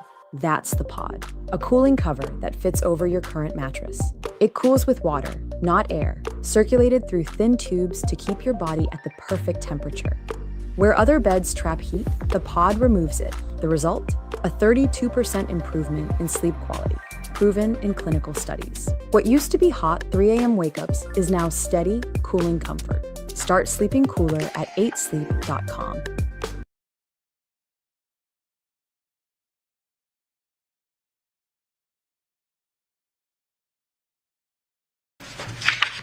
Yes, sir. That interview occurred September 12th, 2023, correct? Yes, sir.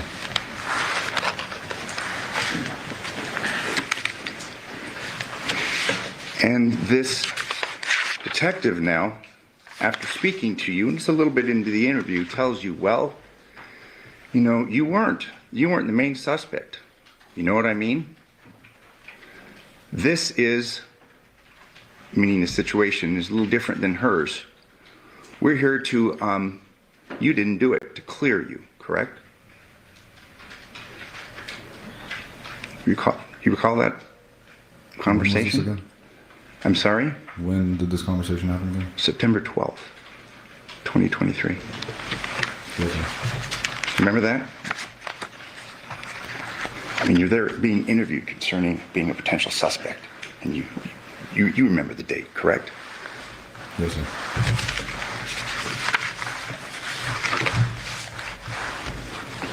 And you're being told now that we're working to clear you, correct? Yes, sir. You were relieved, fair to say? Yes, sir. The detective asks you, does that make sense? And you say it does, correct? Yes, sir. And then the detective says, and while the chances of you even being there are so slim that it's just there's that's not even on the radar, correct? Yes, sir.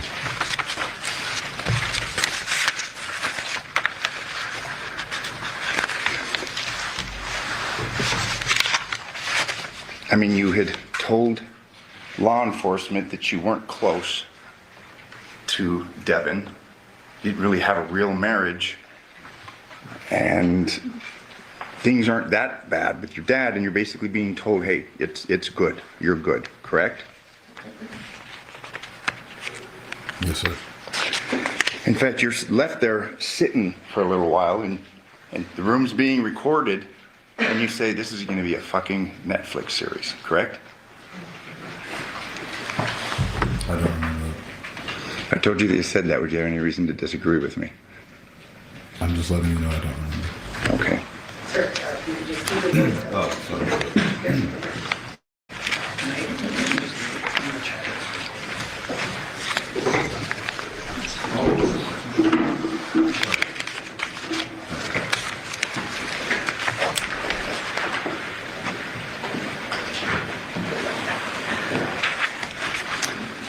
And before I forget, and I'm sorry for going back, but there was some discussion with Detective Ozawa about the problem the morning, August 7th, about your wife trying to register the girls. Your dad was supposed to have registered them, correct?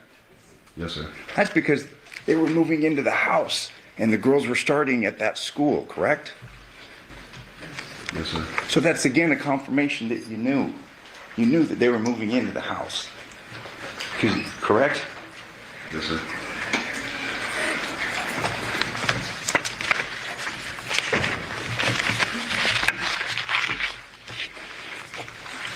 You testified before a grand jury, a little different room, but you were put under oath and you were called as a witness on September 14th, just a couple days after that last interview, correct? Yes, sir. And under oath, you testified, like you did initially today, that you were unaware that your father was moving into the house, correct? Yes, sir. And that it was something that you had learned after your father's death, correct? Yes, sir. And that there were no discussions about you potentially moving out, correct? Yes, sir. In fact, that's exactly what you said, no, sir. There was never a discussion and you said no, sir, but there were multiple discussions, correct? So that I can remember this.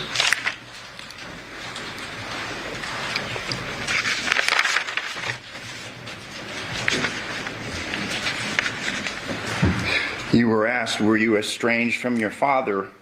And you said, we didn't get along, correct? Only while working, sir, yes. I'm sorry? Only while we worked here. So you're still saying you guys got along just fine, but it was just work related? Anytime I was with him, I had a good time. I see. But you guys don't text, you don't call, correct? Not after he found out I was married.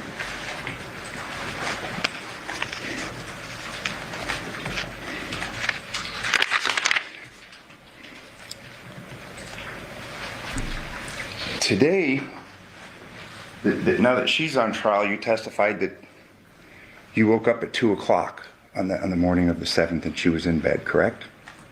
Yes, sir.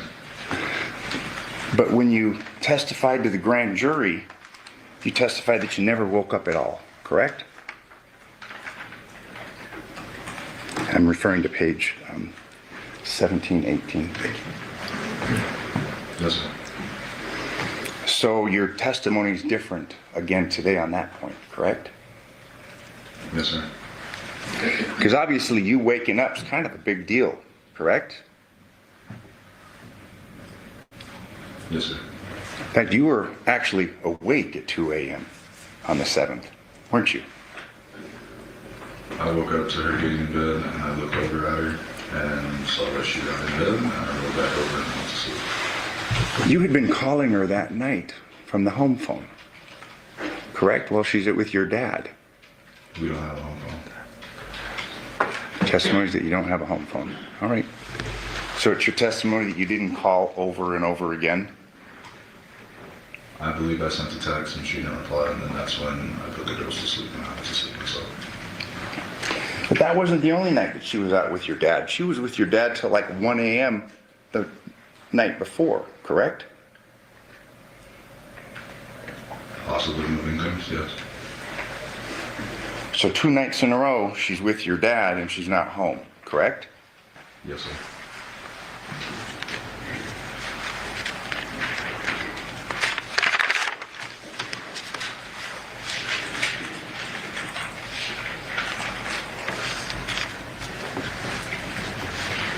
In fact, through the course of your grand jury testimony, you are asked by a grand juror, because unlike this, I mean, grand jurors can ask you questions, correct? I mean, that was your understanding. They spoke to you. Yes, sir.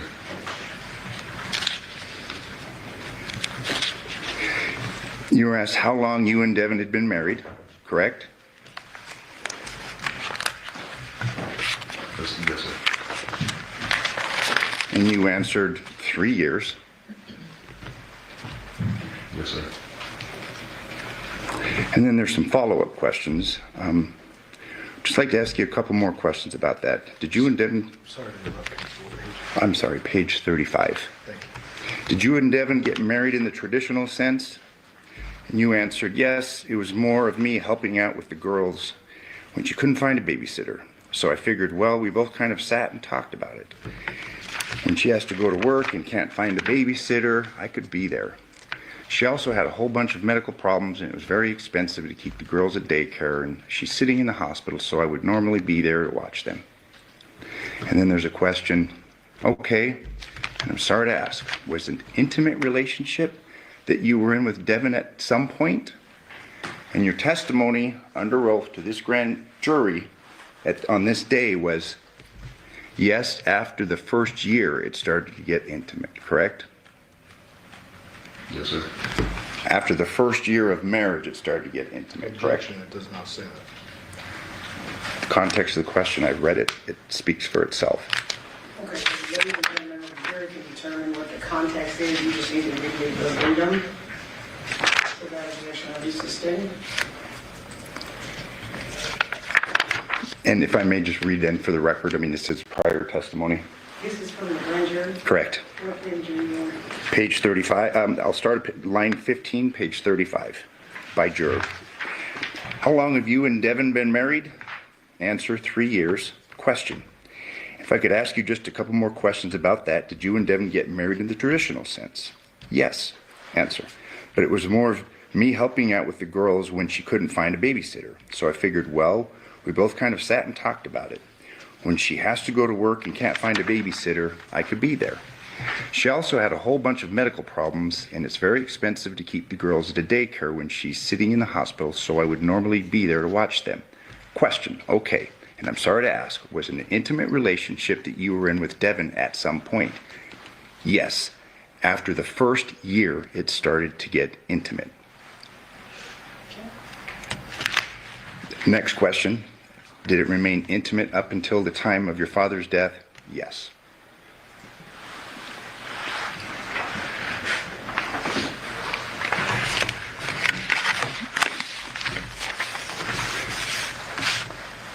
You're getting closer to the truth of the nature of your relationship the farther it is that you get away from perhaps being charged with his murder. Fair to say? Can you repeat the question? You're getting more and more truthful concerning the nature of your relationship with Devyn the further it gets away from your having been charged or being charged. Fair to say? Yes, sir.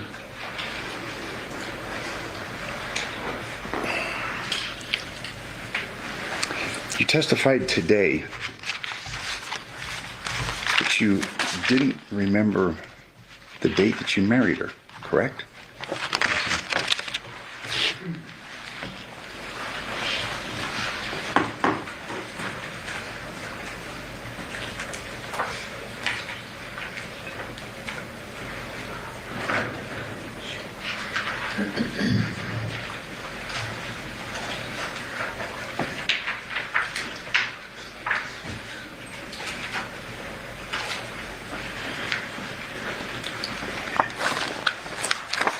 Your testimony that you don't remember marrying her on December 21st, 2021? No, sir. Are these in stipulated? Thank you. There'll be exhibit numbers, but I'm going to show you some pictures, okay? And these were taken from your phone. From his phone.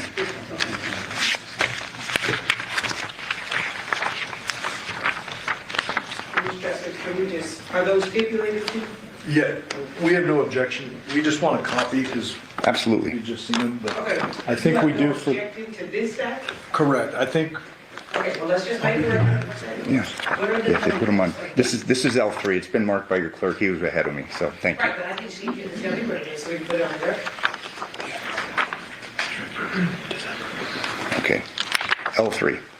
It's L3? Yeah, is that L3? Okay. Okay, so L3, well, Mr. Drexel, what's it, if the whole packet's being stipulated to, let's just erase the packet now, and then you Okay. can show any ones you want. Okay. So L3 to what? Hang on just a second.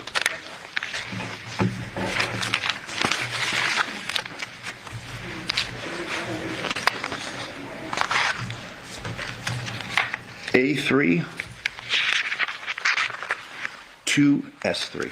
Okay, A3 to S3 is the mental stipulation and prevention of publishing. And in the interest of time, and since these will go back, I'm not going to go through each and every one of them.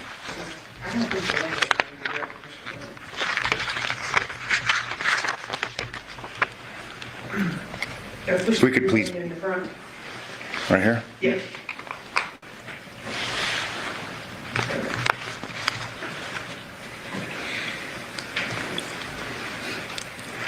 Remember that date?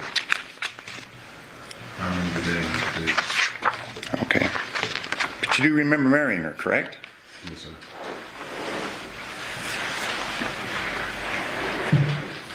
Remember this? Yes, sir.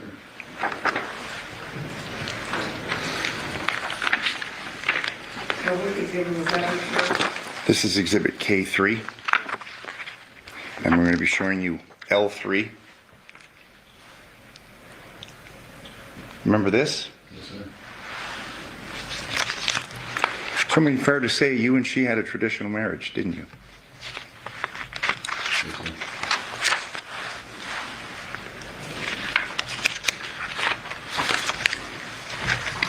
I mean, obviously it was a fairly passionate relationship, wasn't it? You got weird, yeah. I mean, for good and bad, correct? Yes, sir.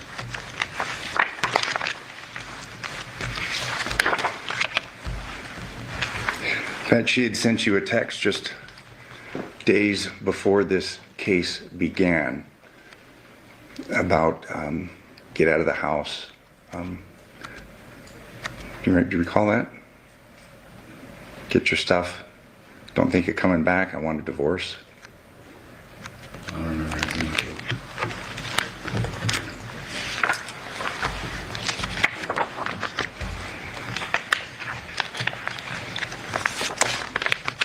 And you're still married to her, correct? Yes, sir. After things went down in this case, you moved to California, correct? Yes, sir. Through the course of your marriage to her, you wore a wedding ring, didn't you? In my time in Vegas, yeah. And she wore a wedding ring too, correct? Yes, sir. And that was a symbol of the commitment that you had to each other, correct? Rings are. Yes, sir. I'm showing you what's been admitted, Defense Exhibit B3. That was the ring that she wore, correct? Yes, sir.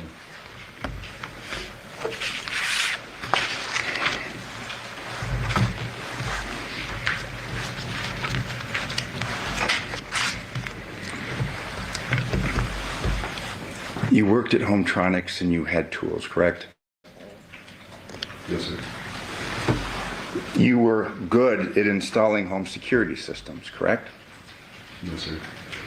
You had hundreds of pictures on your phone of various systems that you installed, correct? Yes, sir. After I was done with the job, I had to upload it to the Hometronics website to prove that I got the job done.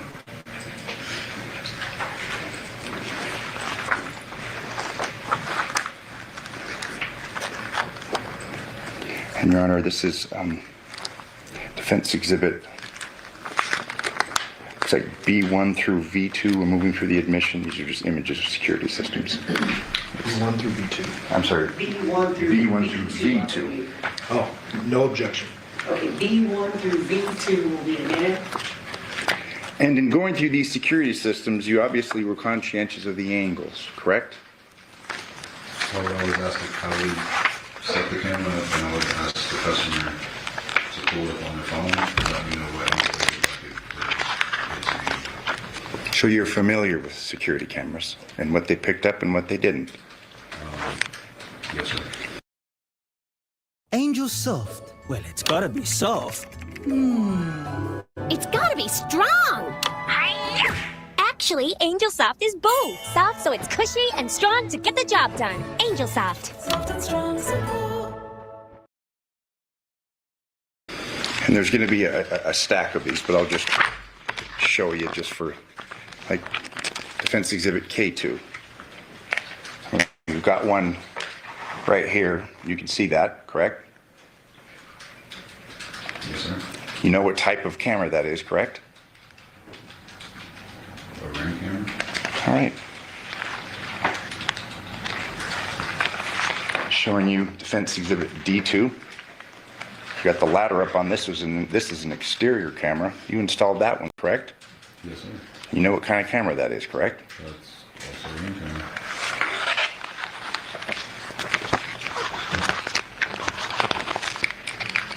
I mean, you were good at what you did, correct? Yes, sir.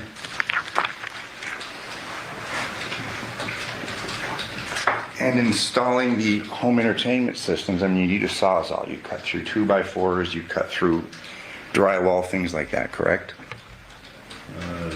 Not 2x4s, it was just drywall. Okay. But you had tools, you had saws, you had electric powered saws, correct? No, just a drywall saw. That was in my bag. Okay. For doing in-wall kits for TVs. All right. And it's your testimony, Mr. Giordani asked you, it's your testimony that you didn't kill your father, is that correct? I did not kill my father. You left your home that night, didn't you? Objection, what night? The night of the 7th, early morning hours of August 7th, correct? 2023? 2023. To go to work? No. You left the house in the dark at 2 a.m., correct? No, sir. You'd been on your phone. You were looking at pictures of you and Devyn, correct? I don't remember. You left that home. You went to the Palo Verde residence, didn't you? The Palo Verde residence.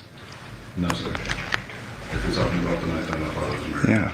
I was home with the girls. We watched a movie. I put them to sleep. I received a text her letting her know that I put them to sleep, and I went to sleep myself. And that's your testimony under oath, correct? Yes, sir. Like the testimony under oath that you've given to the grand jury previously, correct? Yes, sir. You'll agree with me that you'll lie under oath if it fits you.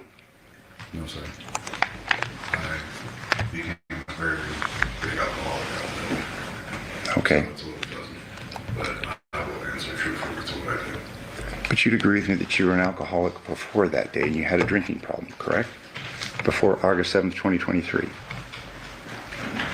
Yes. In fact, it became a really big point of contention between you and your wife, correct? Yes. The actions, correct? Things that you do, correct? She'd send you texts. I mean, she'd get angry about that, correct? Yes, sir. She'd tell you that you were turning into your father. Isn't that true? Yes, sir. And you resented that part of your father, didn't you? Because he did the same thing, correct? No, sir. And you'd agree with me that when you drink, you do things that you wish you didn't, correct? Other than maybe throw up, no, sir. It affected your judgment, didn't it? No, sir. Affects your memory, doesn't it? Yes, sir. I have no further questions, but thank you.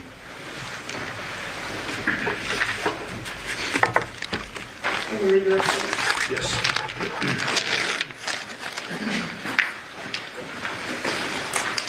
Bear with me, Devier, I just got a few more questions. Okay?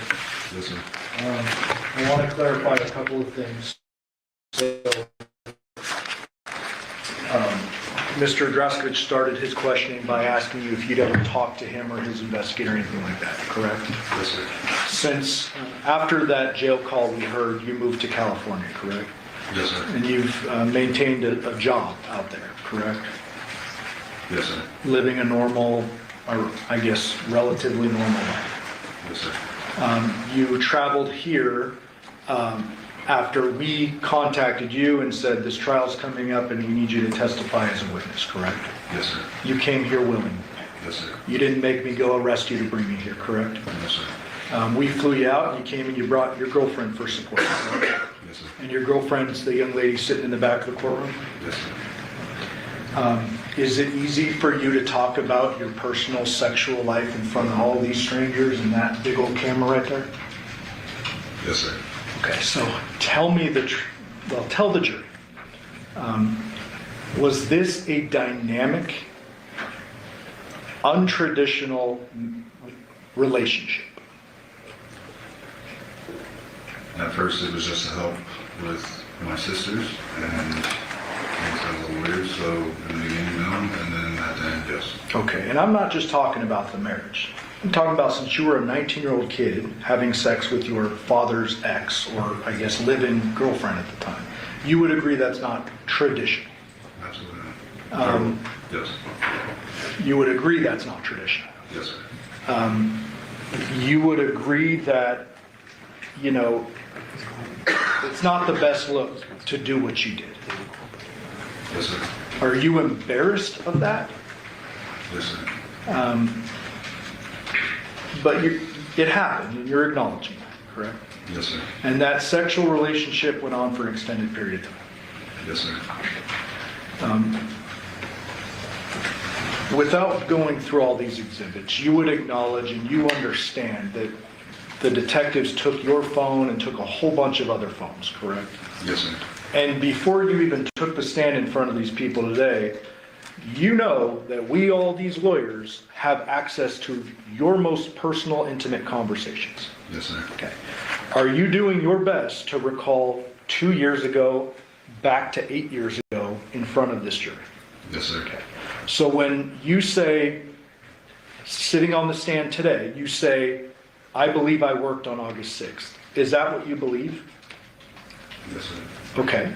So Mr. Draskovich made a big point of this, and I want to address it real quickly.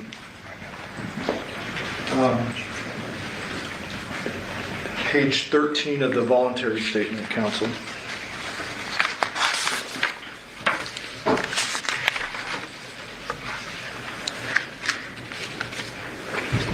This is about working the day before. Actually, it's bottom of page 12. The detective asks you, okay, is that what time you got off? And I'm going to be exactly precise with the words from this transcript, okay? Yes, sir. You respond, sometimes a little earlier. The detective asks, is that what time you got off yesterday?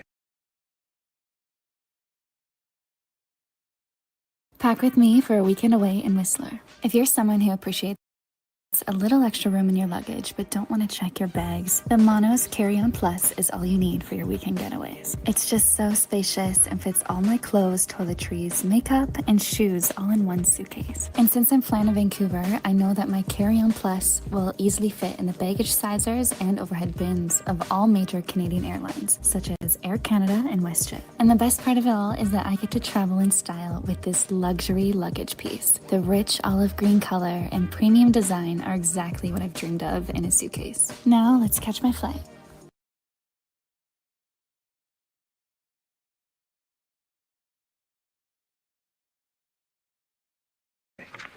You respond, I got off yesterday at about, wait now, today's Monday. Yesterday was Sunday, right? And the detective responds, yeah. Then you respond, yeah, I didn't work yesterday. Does that sound accurate? Yes, sir. Okay, and I can show you this at any point if you need to see it. My point is, and my question is, on August 7th, you learned your father died from your grandfather, correct? Yes, sir. You have, you were at work and then you go home and you start drinking, correct? Yes, sir. You learn a little bit later that it's not like a natural death and there are police involved, correct? Yes, sir. There are police showing up to your house, they're searching it, they're talking to Nikki, Devyn, they're talking to you, correct? Yes, sir. Okay. You acknowledged with defense counsel earlier, you were not entirely truthful about the depth of your relationship with Nikki, is that correct? Yes, sir. Explain to this jury, let them look at you and say, why is it that you were not entirely truthful about your relationship with Nikki on the day one? I wasn't entirely truthful with our relationship because I didn't know that my father was murdered, and I didn't want anybody to talk about that. I tried to fill some shoes that I shouldn't be filling. Okay, so do you even know at the time you're giving this interview that Nikki was a potential suspect? I was unaware for the whole thing. I just didn't know why the cops were in the house. Okay, did there come a point in time in the intervening or the days after August 7th where you start to suspect she had something to do with it? Yes, sir. Okay. Was that easy for you to come to that understanding? Absolutely not. Okay. She was your wife, she is your wife. Yes, sir. You cared for 2 children together, you had a lot of sexual history with this person, correct? Yes, sir. Did you want to see her go to jail or get arrested for this?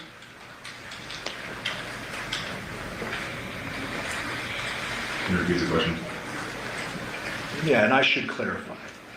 In the days where you're just suspecting and you're still kind of figuring out what's going on, did you want her to go to jail and lose her kids for this? Once I found out after the news article, yes. Okay, so once you find out what actually happened to your dad and you presume she did it, you want her to go to jail. Fair. Yes, sir. But before that, you're not in any of this interview blaming it on her, correct? We agree there. Yes, sir. You're not saying she must have done it. You're just giving history. Yes, sir. You minimize your relationship. We can agree. Yes, sir. Okay. With regard to the questioning Mr. Draskovich went through with the when you learned your dad was moving into the Porcupine Room address. I want to talk about this for a moment. Before I get into the transcript, as you sit here right now, when is it that you think you learned that your dad was moving into the residence?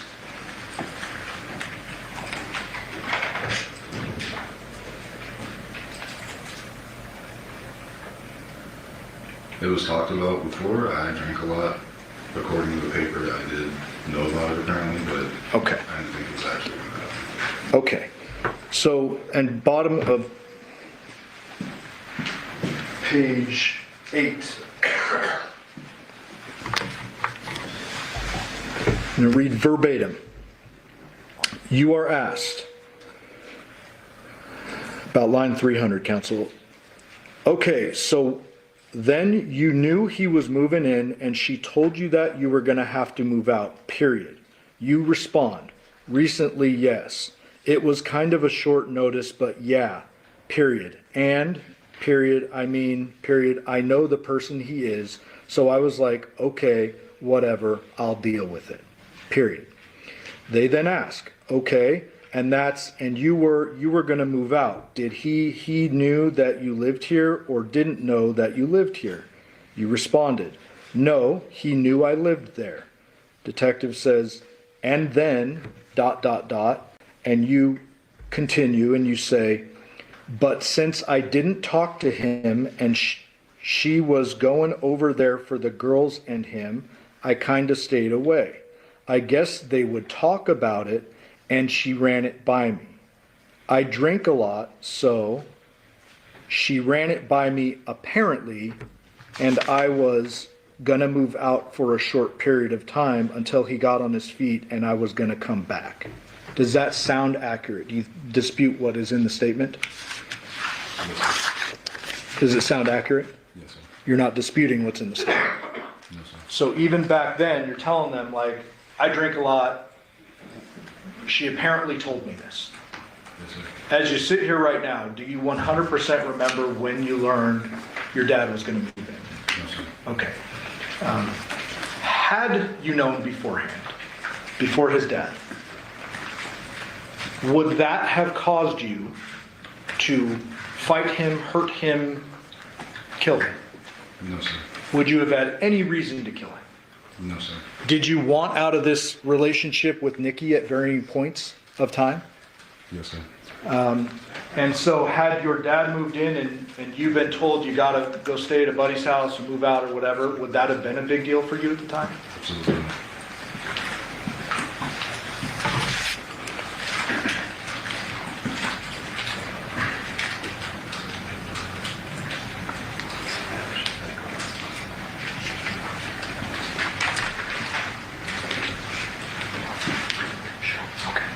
All right, thank you, Devyn. I pass the witness.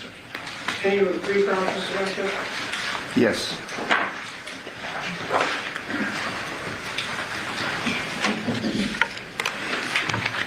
This whole issue about the sexual relationship that you had with Devyn, beginning when you were 19, you didn't speak to the prosecutor or anybody about that until yesterday, correct? Yes, sir. You watched this opening statement, didn't you? Our opening statement, where we laid out what was in the phones. Isn't that right? Can you repeat the question? Yeah, you watched the opening statement in this case, didn't you? What was the opening statement in this case? You don't know what an opening statement is, or the opening statement? I don't record all that. I see. So she's on trial, you're in California, or you're getting here, and you didn't watch this? I seen the YouTube video. Then you talked to the prosecutor about these issues, correct? So you watched the YouTube video, you watched the opening statement, correct? And you adjusted, isn't that right? What do you mean by adjusted?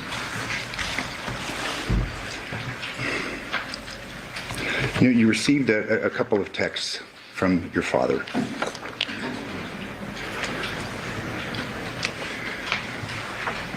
(10/24/2022). You have nothing to tell me? WTF. I thought you were my seed. If what I know, I can't fuck with you. And he sent you another one a moment after that. Devil shit, correct? Yes, sir. I have no further questions. Anybody want to say? What YouTube video did you see and when did you see it?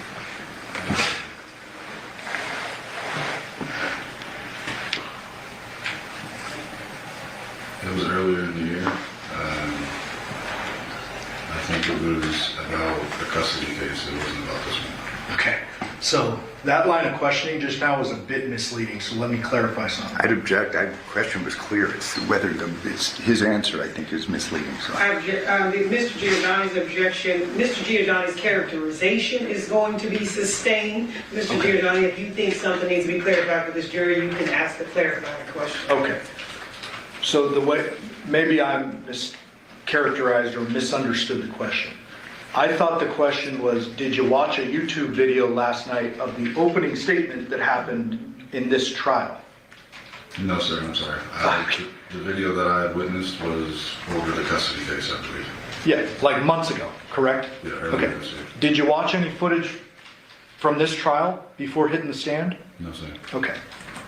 So what you're testifying to is not based on something Mr. Draskovich said yesterday or the day before. Because you wouldn't know what he said, correct? Yes, sir. And when we met last night, I told you, I'm not going to tell you what anybody said in court. I want to hear the truth, correct? Yes, sir. And I said the most important thing is to tell the truth, correct? Yes, sir. Are you doing that? Yes, sir. Pass witness. Any follow-up, Mr. Draskovich? But you're capable of not quite telling the truth when it's to your benefit. Fair to say? I just didn't understand the question. I'm sorry. I see.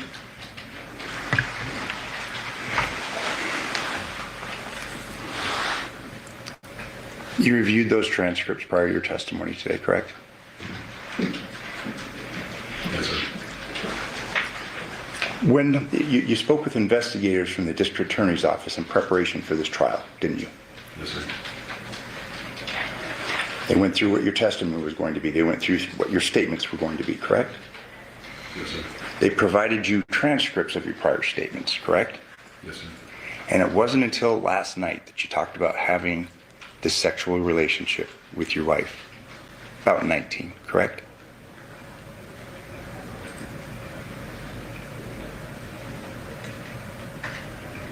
Yes, sir. And just last night's the first time you talked about it, just so we're clear, correct? Talk to what? To the prosecutor about this relationship that you had with Devyn. Last night was the first time, correct? Well, he is Devyn. Yeah, but no, I'm sorry.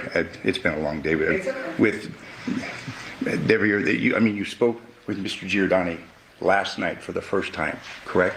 About your relationship with Devyn Michaels. Going back to 19, correct? Yes, sir. Thank you. I have no further questions. Any follow-up? Yeah, I'm sorry. I just got to clarify. Just so everyone understands, you testified at a prior proceeding where I questioned you, the grand jury thing that we were talking about earlier. Yes, sir. And you talked about the relationship and you said it was sexual after the first year and it went up and until your dad's death. Yes, sir. That's back in September of 23. Yes, sir. Last night, you flew in out of state, you came with your girl, and you met with us with a witness present, a guy with a badge. Do you remember that? Yes, sir. Okay. And I don't know if it was meant to be suggested this way, but what I heard was they told you what to say or something like that? I object to that. No, I didn't. That wasn't my question. So that was Okay. Okay. So we asked you questions, correct? Yes. And I told you I can't tell you anything that's happened in court. That would be unethical, correct? Yes, sir. Okay. I told you to tell the truth. Yes, sir. Pass witness. Any follow-up, Mr. Draskovich? Just so we're clear, I'm not accusing him of any wrongdoing. I'm just saying yesterday was the first time that you had a discussion about having a relationship with your wife, a sexual relationship, from the time you were 19, correct?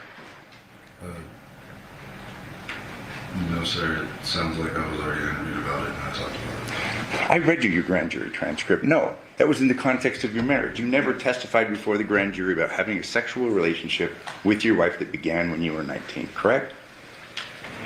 Yes, sir. I have no further questions. Any follow-up, Mr. No, thank you. All right. Ladies and gentlemen, the jury have any questions for this witness? Okay.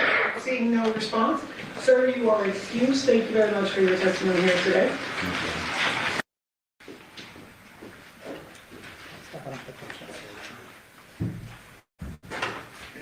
Good afternoon. You solemnly swear or affirm the testimony you're about to give in this action shall be the truth, the whole truth, and nothing but the truth, so help you God? I do. And now, could you please state your full name and spell it for the record? Yes, it's Carrie, Kari.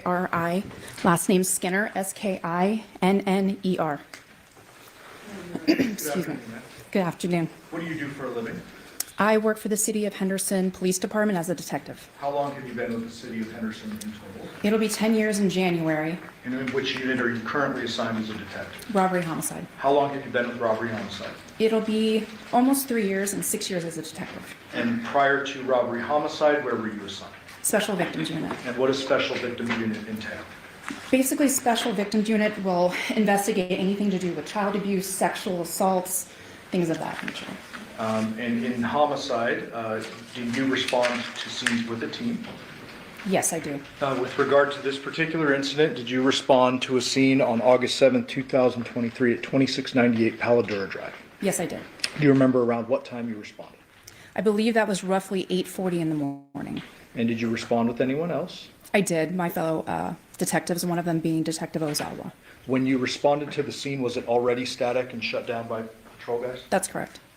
When you responded to the scene, did you immediately go in, or did you do a couple things outside before?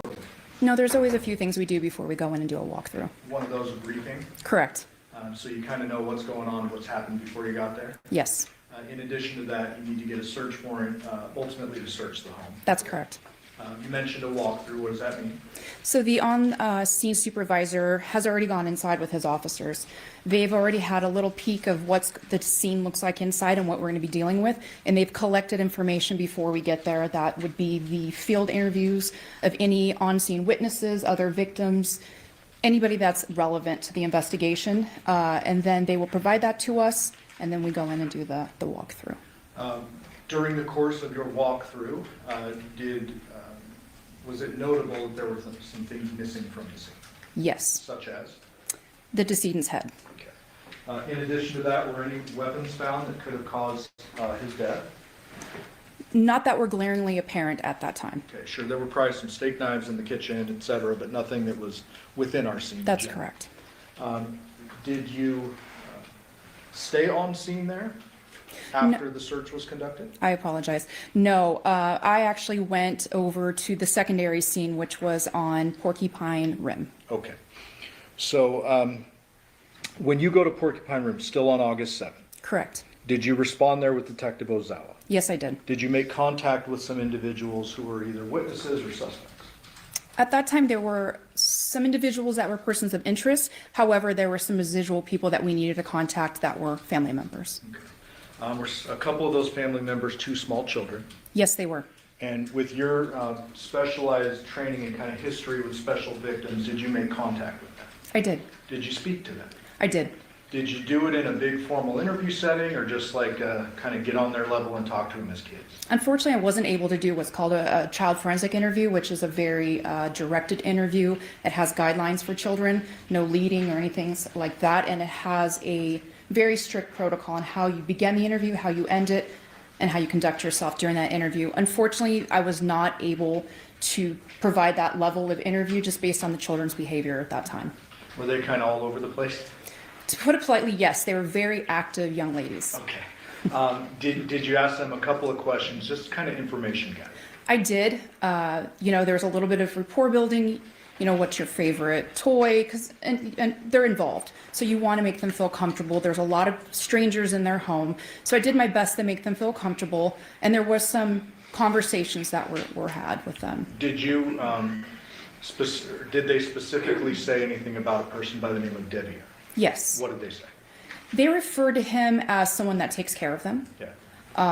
They also referred to the fact, when in passing, as we were talking to them about being in the home, there were conversations being had around them, and it did come up that Devyn had watched them the night prior. So Devyn had been home the night prior, according to the girls? Correct. Okay. At some point in time, did you have an opportunity before the home is actually searched to interview a person by the name of Devyn or Nikki? Yes, I did. What name did you know her by at that point in time? At that point, it was Devyn. Okay. Do you see that person in court today? I do. Can you please point to that person, describe something she's wearing today? Yes, she's sitting over here at this table, and she's wearing a light-colored, looks like a floral blouse. Would the record reflect identification of the defendant? The record so reflects. Did you record that interview with the defendant? Yes. And where was that interview conducted? That interview was conducted inside Detective Ozawa's unmarked detective vehicle. Your Honor, I would move to admit 619, interview number 2. Any objection to 619? No objection. All right, 619, you admit it? And again, this is an interview conducted before going in to search Porcupine Rim, correct? That's correct.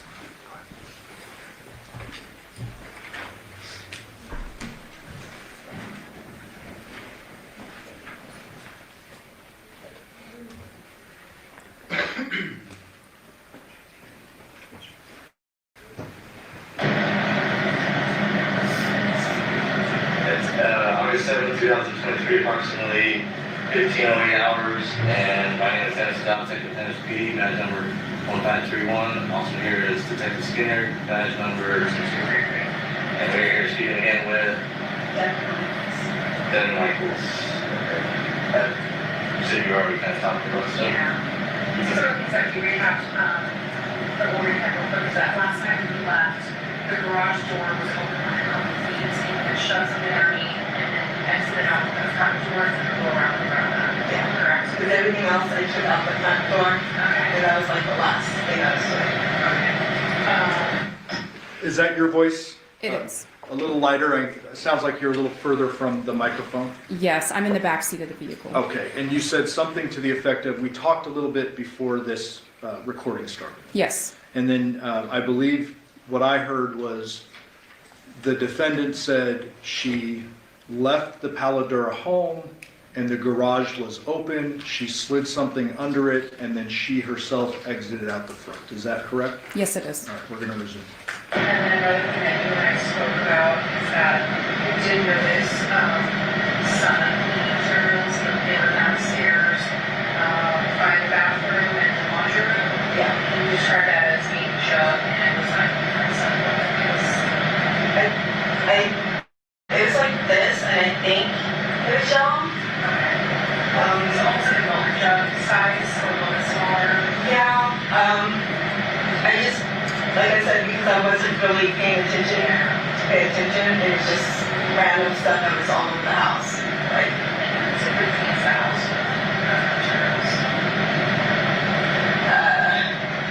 He usually cleans when he knows we're showing up.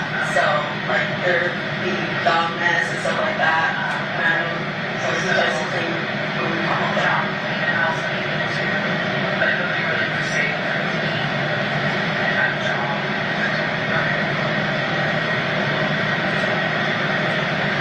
And then we also discussed that his ex was due to be in town tonight. And that last night, the ring that he would wear, as I was in the wedding, he said to you that he threw it away. Yeah. We kind of made a joke of it, 2 points, do it to the judge type thing. Oh, okay. So, and he would call his Andrea, or yeah, Andrea. He would call her his wife, but you're not sure if they're married or not. No, I know they weren't married, but yeah, it was just. Okay. Well, this is something that the bill is back. Is that right? Yeah.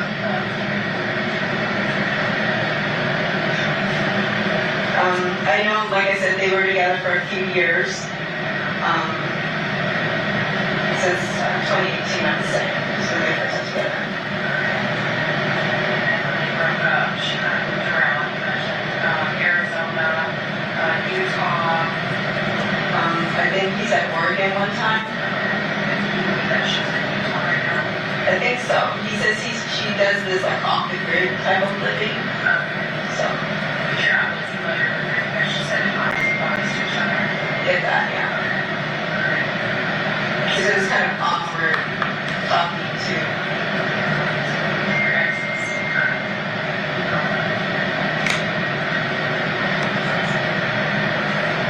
And the last time you spoke to him, as well as his mother, was last night, just before you left, you were cleaning up like other alcohol containers and stuff. But you mentioned putting a pina colada and a Jameson bottle in the fridge, and his mom had permitted the steak. Right, we were just like randomly cleaning up the different things. And where was he doing it? Smoking in the garage. Okay, and is it some marijuana, cigarettes? Marijuana. He smokes the cigarettes in the backyard usually, and the marijuana in the garage. I'm not sure. why the difference, but. So when you left, was he still left the ground? In the garage. Okay, so did you say goodbye and all that stuff? Pushed out the box. And then I just went out the front door. Detective, is the defendant saying that when she left, Johnathan was up and moving in the garage? Yes.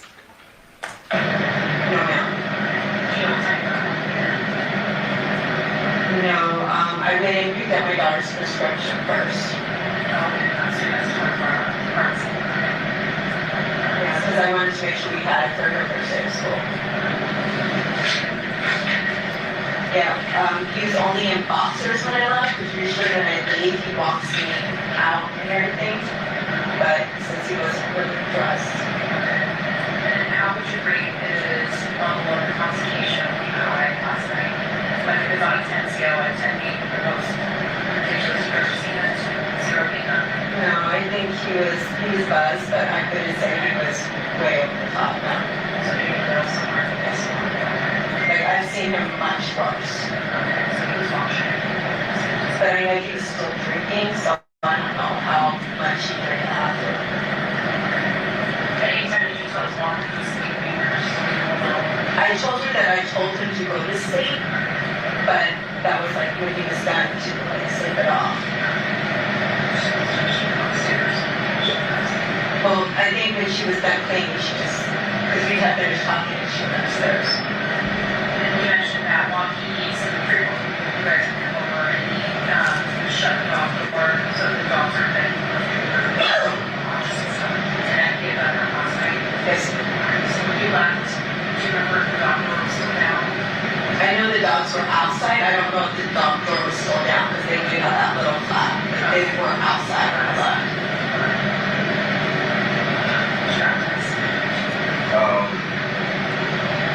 So just it's on the Devyn here. So it's kind of just an odd dynamic, you know, that you guys have. So it was basically kind of confusing, you know, when we're talking to Yoko. It doesn't sound like she knows. She doesn't know that we are married like that. She just thinks that we are still here because we don't really want everybody kind of in our business, if that makes sense. Yeah. No, I get that. Just like I was saying, because when I talked to Yoko and I talked to you, it was like, that we didn't realize that you and Devyn here were married, but you guys been married for 2 years, you said. Almost 2 years, but Yoko does not know that. But are you guys, we're talking to Devyn here, it's kind of like, it sounds like you guys got married, but not because you guys love each other. No, it's convenience. Like, I have a lot of medical issues and he's been taking care of me and the girls. So what was your reason for getting married to Devyn? Because legally, as my spouse, he has more rights and access to things than someone just as a random. So like pick up prescriptions? He can do anything as my spouse. He actually, I had to go into a hospital in an ambulance and he's the one that took care of all of that. Okay, so are you guys like intimate together? No. Does he sleep in your room? Sometimes, like I'll fall asleep when we watch TV, but he usually sits on the couch. And right there, in there. So you guys aren't really, when you say married, you're not dating, and you're not doing stuff together, you're not intimate together, things like that. No, and that's why John was okay, because John knew, and that's why he was kind of okay with everything and being able to move in. Gotcha. And then, but there's, he's gonna have to move out, or he was gonna have to move out? Devyn was not happy about it, and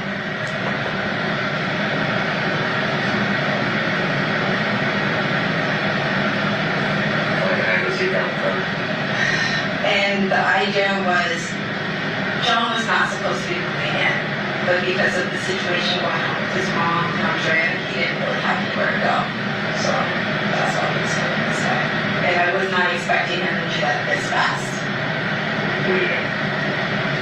We we talked about like piecemealing and slowly moving things, and it went from a slow thing to everything got moved in one day. And it kind of cut dead ear. That's right.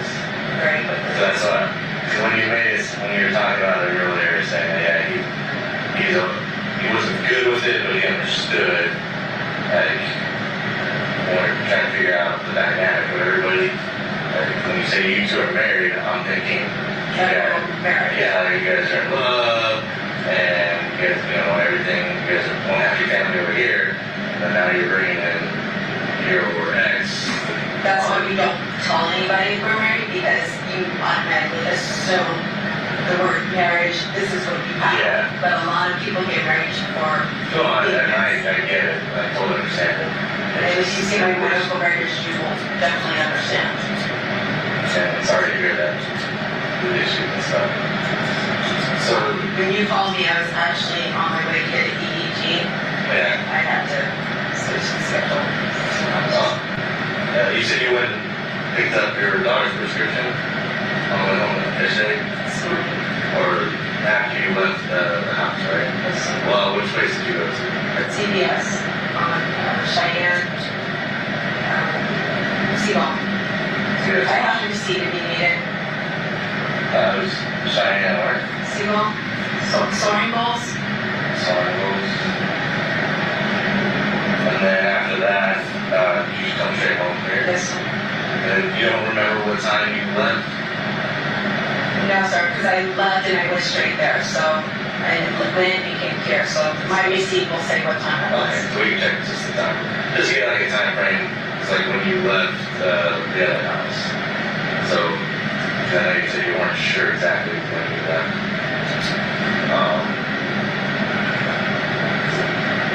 And then you were telling Ted Skinner that he was just in boxer shorts when you left? Yes, sir. And that was inside the garage? Yes, sir. And he left kind of slightly open because he was kind of airing that out? Yes, sir, because I had popped his bag and he had his boxers on, and we were on the main floor and I popped his bag for him. So I know he had boxers on. Oh, that was before? He went out to smoke. Okay. And then was he in the garage when Yoko came down? Yes, sir. Because Yoko thought that he was sleeping in No, sir, he was in the garage. She was in the garage at that time. Because I told him to take a nap. Well, not take a nap, but to sleep it off. So. Because he was drinking and smoking. So he was in the garage when Yoko came down, and then he told Yoko what the plans were for this day as far as like taking the kids and stuff like that. And then she went upstairs. Yes, sir. And then what happened after that again? I took like 2 more things out to my car, and then I left. But you were inside the garage with him though? Briefly before I left.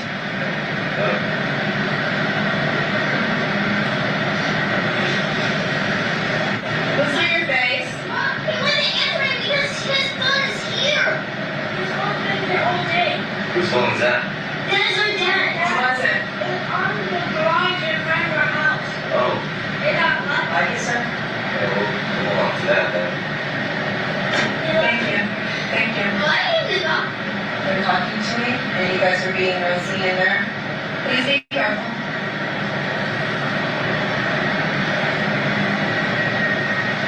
Sorry. No, it's okay. Thank you. Hey! So that should help you. That's his phone. So that's his phone, you're sure? Can you touch it? Do we know? No.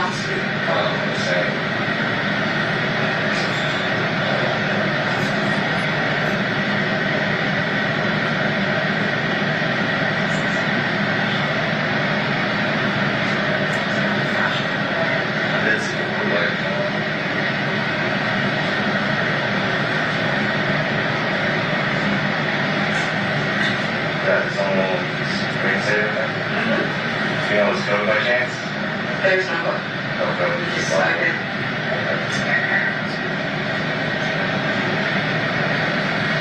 Alright, is that typical thing he just leaves his stuff behind? Yeah, he just lost his wallet a couple of days ago. That's what Actually, yesterday.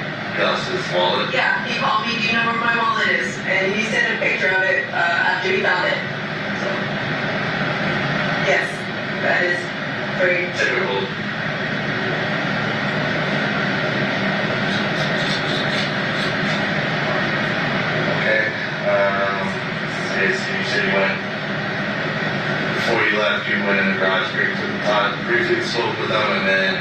went out the front door. And then when you left, was the garage still halfway open? Yes, sir. Okay, and then after that, you went to the CVS on Cheyenne, and then from there, you came straight here. Yes, sir. And was anybody awake when you got home? No, sir. The girls were passed out, so we said, yeah. That's it. Is there anything else? That's fair? So it is 3:22, and that's gonna end it. Detective, when the girls approached with that phone, did you observe anything of note on it? Yes. What? There appeared to be, to me, apparent blood, and it was smeared on the screen. Okay. Did you have an opportunity to look at the screen and see if there were any notifications present? Yes, I did. Were there? There were none. If you receive texts or calls on your phone, your notifications show up. Correct. And that's kind of a common thing. Yes. So it appeared to you that there was no incoming activity to that phone if it's just sitting there all day. Agree. After that interview was conducted, did you and other detectives authorize a search warrant for the Porcupine Rim address? Yes. And then were you part of the search of the Porcupine Rim address? I did enter in and assist at that point. Okay. And ultimately, did you exit and then conduct another interview with the defendant? Yes. While you were interviewing the defendant the third time, or I guess the second time for you, but the third interview, were you getting updates live from other detectives in the home as they found certain items? I was, yes. And I'd move for the admission of 620. Any objection to 620? No objection. 620 will be admitted. And I am going to play it, but before I get yelled at by the judge, I'm going to say we have to end at 3, so we might have to stop halfway through or partway through. Sure.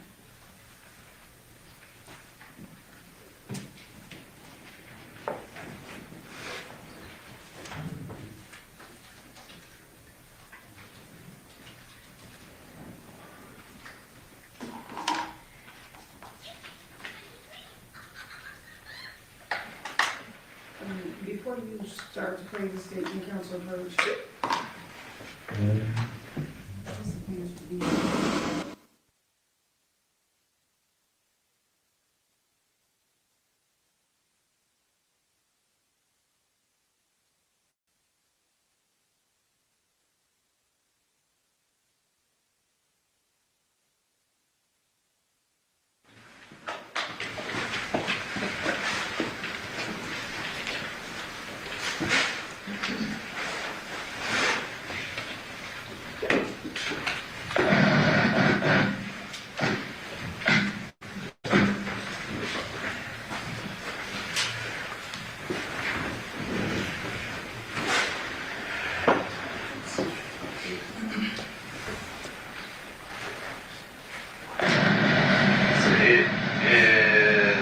August 7th, 2023 at approximately 19:55 hours at night.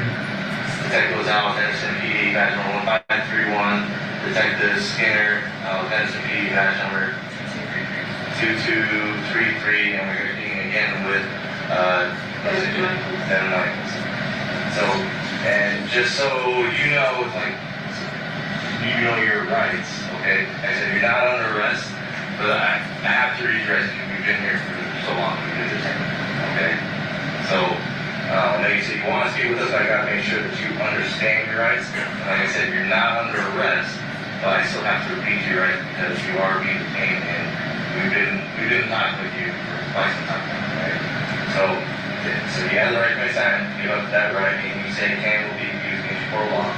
You have right to speak to an attorney for answering questions, and an attorney present while you answer questions. You can have for an attorney will be provided, no cost to you. If you decide to answer your questions now, you may stop at any time and speak with an attorney before question continues. If you decide to stop answering questions once we have begun, all questions will stop.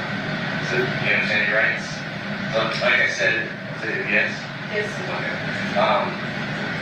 And it's basically because we've been talking to you for so long today, and now we're doing a search warrant.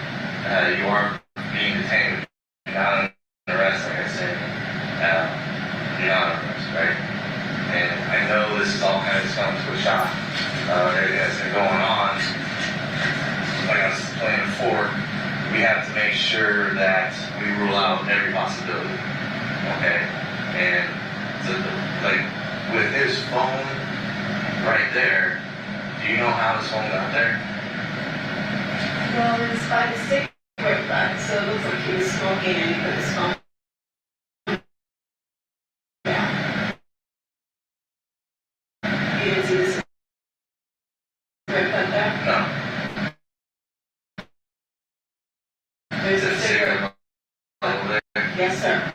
And sure, if you touch it, it'll be chased. Can you get moving stuff? Did he cut his hands or anything? Not sure, but he said on the table that has like the multiple parts to it, one of the parts came down and he said that like it took a chunk on his hand. Like actual, did you see him bleeding at all? No, he told me about it.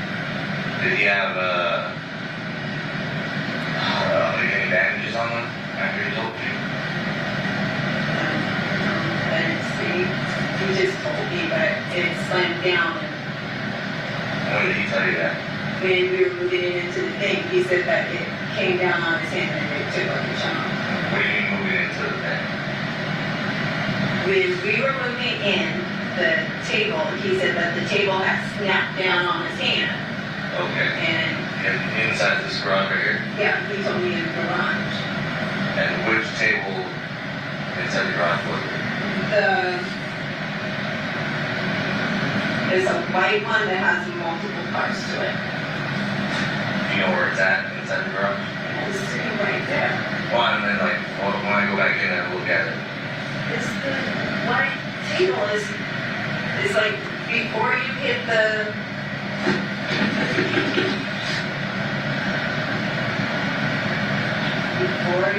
to the freezer, there's a white table with multiple sections to it. So, What am I missing? well, your reactions are starting to elevate and be different. I don't need to do that, but I'm getting scared. Okay, and what are you scared about? Because you're asking me, did he hurt himself? And I'm going by what he told me. He said that when he was moving the table, because he loaded the truck by himself. Okay. And so, I guess what is worrying you right now? You're saying, I mean, you've already told us. It's worrying me, but I feel like things are pointing in your direction, like you were saying earlier. and like I said, I didn't load the truck. He loaded everything himself, and the lighter things I unloaded.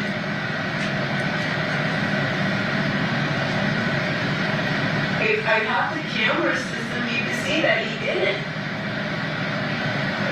Did you guys already, what do you mean? So the camp that you took down, it was up before you guys left? That was like one of the last things you took down? Yes, sir. Where's that camp system? It's in the garage. I've shown it to him. Oh, okay. And it's like the DVR and everything's in there? I think so. He said it records. Okay, and then that was recording you guys packing up right before I you did left? not pack anything. He packed everything, sir. I mean, that was what you guys packed. Was that the last thing you guys packed before you left? Come back here. I didn't pack anything. He packed everything, but when I got back, he just tightened everything down and we left. What do you mean when you got back? When I left here, I went back to Henderson, got in his truck, and then we drove back here. And so when you drove there, everything was already packed? Yes, sir. Everything. And then what time was that, do you think? It was around 8:20, 8:30, and then we got here, I think it's at 9:01 on his. Okay, and then after you unloaded everything here, We got back you drove in his back truck. over there? Yes, sir. In his truck. Now, did you leave your vehicle over there? Yes, sir. Now, why didn't you guys just both turn back?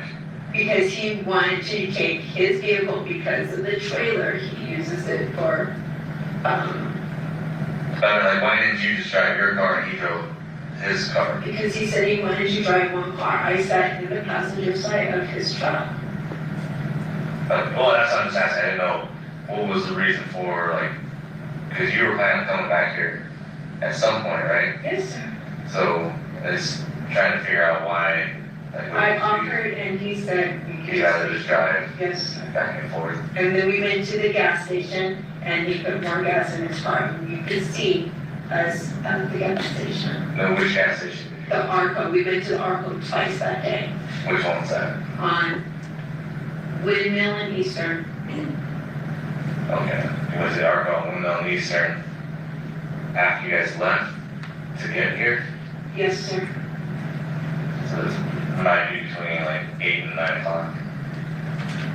Oh, definitely. It was like beginning, like at 8:20 when we were leaving to head back here. That he was still on the gas pump from earlier that day, and I went over there and was showing him your drink is still sitting here. And where was that at? He left it on the gas pump the first time we were there. Oh, okay. You were asking, does he forget things a lot? Yeah. He forgot his soda at that time. Okay. So we went back and looked at the video at Burlington.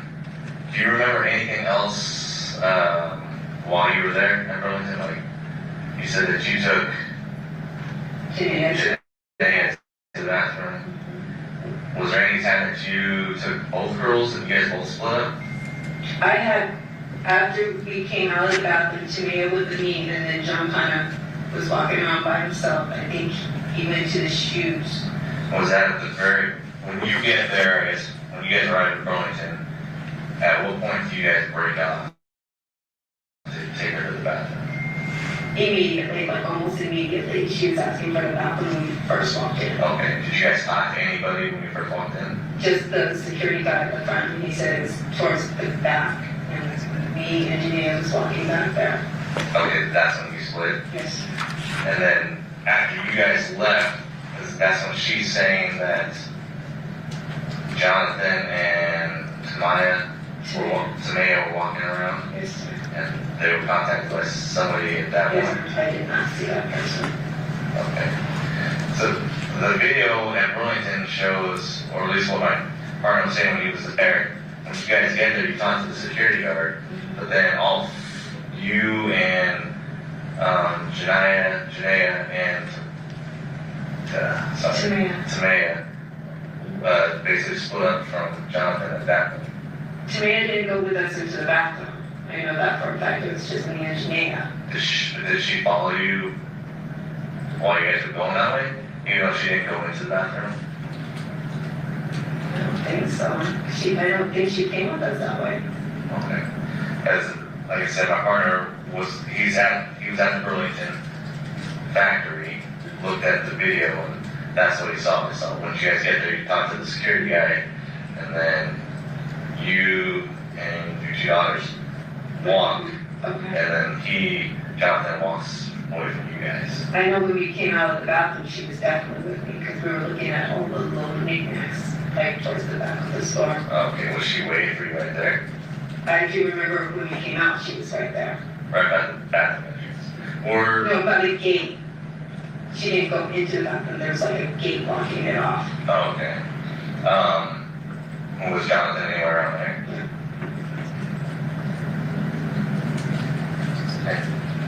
How, when you talked to Tamaya, how sure was she about what she said to you about the guy coming up to her? Like I said, how did that come up? It was a matter of fact. Oh, well, there was a guy that said something, and I'm not sure the exact words, but she brought it up. Like how did she bring it up? There was a guy at the store that said, I'm coming after you, or I'm going to get you. And she said that in front of me and her grandmother, so I was like, we were going to tell you.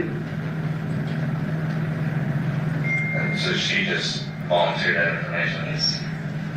Do you know, I guess, does she have any reason why she would tell you that? I guess that's what she saw or heard. Okay. And then after you guys split up after going to all those stores, and you take the kids back here to eat, and then he goes back to the house to eat back in the house? No, we left Vaughn's.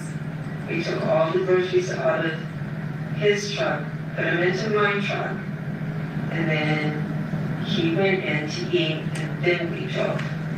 So we went back to his house after Vaughn's to switch cars. And was your girls with you at that time? Yes, sir. And then when you switched cars, what happened after that? I drove back here And he stayed there? to load up his bag.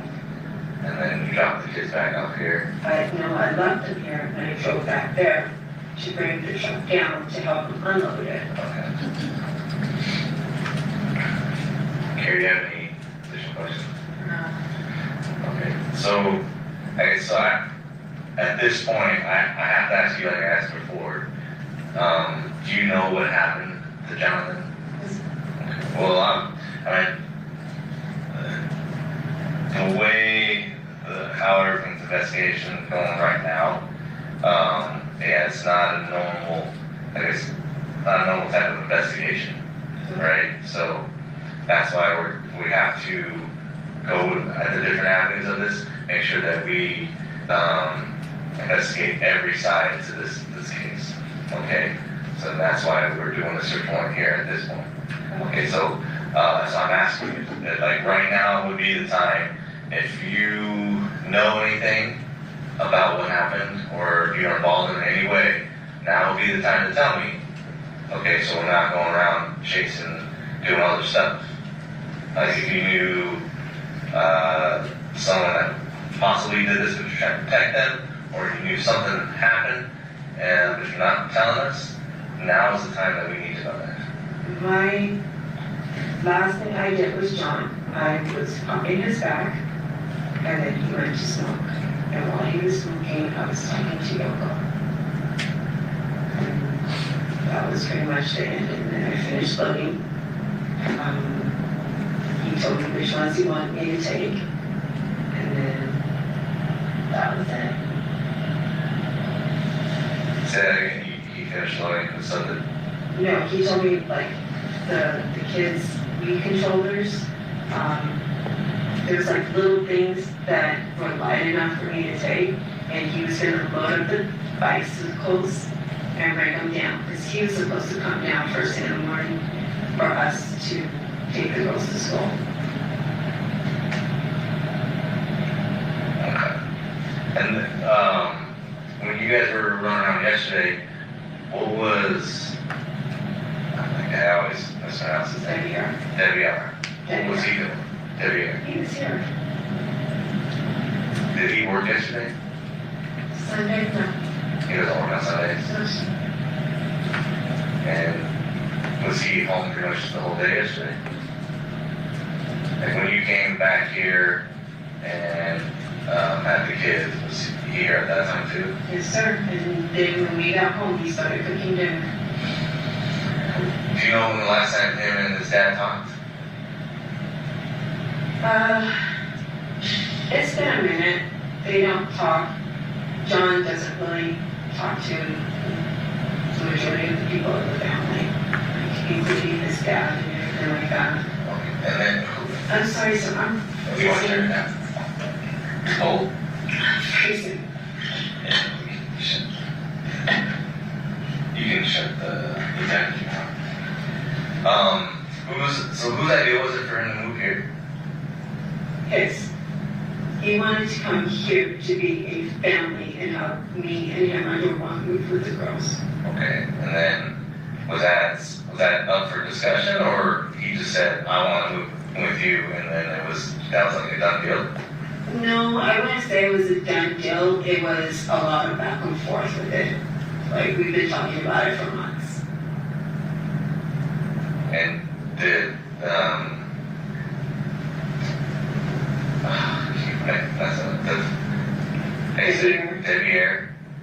Did Devyn know that he was coming? Not yesterday, no. Absolutely not. And, did he know that did Devyn know that John was moving in? Devyn knew that John and I had talked about it. Devyn did not like the idea, but I did not know John was bringing all that stuff. Yeah. Gotcha. We were supposed to just be moving like the girls' things, the bunk beds. I have packed up like all their old clothes, you know, like bags and bags of clothes I have packed up for them. Okay. And what did Devyn and Johnathan talk about yesterday? They didn't talk yesterday. Devyn opened the door, saw that we were loading into the garage, and that was it. And then, Oh, they never actually spoke to each other? no, sir. Oh, okay. And then, Devyn made it sound like he might have talked to him, so. no, sir. When, So he saw him, went back inside, and that was it. yeah. I think he just opened the door because he heard noises. And just, I mean, I can't speculate, but it was just open the door and close it type thing. And then when I left, I just let him know I was leaving, and that was it. Would Devyn have any reason to want to hurt Johnathan? No, sir. No, sir. You don't think so? No, sir. I mean, they didn't get along perfectly, but no. Anything like in the past that they've gotten into fights or anything like They've that? had arguments, but nothing ridiculous, no. Okay. Do you think Devyn would have anything to do with it? Or no? Why do you smile and say that? Shake your head no. He's one of those types that things don't bother him. Like, you can be angry and everything like that, and he's always very calm and mellow. And how upset was Johnathan when he found out that you and Devyn got married? Oh, he was furious at first.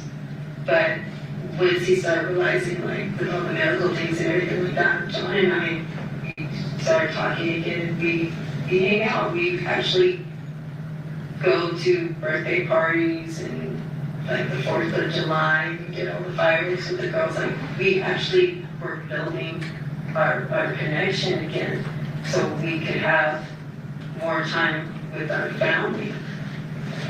And that's something that you wanted to happen also? Yes, sir. And then, because like, the reason why I ask these questions is, as far as like him being the one that said that he was gonna move here, is what you guys make him sound like he's very pushy and kind of wants to get his way when stuff. Yeah, right? he definitely can be that way. Like, was this something that he forced upon you? Like, hey, I'm moving back in? It wasn't that he was forcing upon it, but I know he was having issues with Yoko, and she was trying to get him out of her house.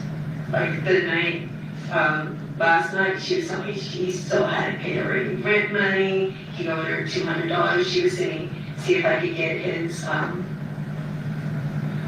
EBT card, so she could at least take the money off of that. So I know she was pretty Upset at him for not being able to pay her back. She said it had been years since he had paid rent. So, and I sat there and helped them talk to the car company to kind of get the payments back on track because he was falling behind with that. His phone was constantly being turned off for non-payment and things. Do you think that, did he have any issues with Yoshida? He said that they were basically using his EBT to live like a lifestyle. Like they would go and get the fancy food and everything and kind of use all the money and he would have it on the card. That Yoshida and Yoko would do that? Yes. How upset did that make Johnathan? So they argue daily. Do you think that Yoshida or Yoko would have anything to do to hurt him? I don't see them being capable of hurting him. Like, I know they argue, but I don't see them being aggressive people. Like, I know Andrea had pulled a knife on him. But how long ago was that? last year. It was last year. From what I was told. I just know that he was trying to get out of that house as quickly as he could. And it was supposed to have been like a piecemeal type thing. And it went from a gradual thing to everything now.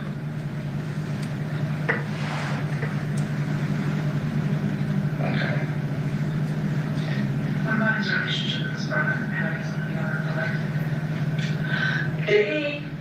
When I first met John, they didn't talk at all. And then they started talking briefly, and then they stopped talking again. Same thing with the dad, John. We talked to him briefly, but he didn't get along with the wife, so he said he didn't talk to him at all. Like, I've never even met JC the whole time we were together. He showed up to the house one time to pick up Debbie when he first moved out here, and that was it. And JC lives around Cheyenne and Tenaya, so not that far. But he's never reached out to us or anything like that. So I know that your marriage with Deb is on paper, but I noticed that you guys wear rings. Oh, I bought this. I know, but he wears a ring too. So if it's on paper, why are you guys doing the rings and stuff? And you got your ex moving in into essentially. I bought the ring. I don't know. Rings aren't really significant. It was just part of the little ceremony that we do. Rings are very significant in marriage. They're a symbol of a connection to another person. We definitely have a connection. He's like my best friend. And he'll tell others I'm definitely his best friend.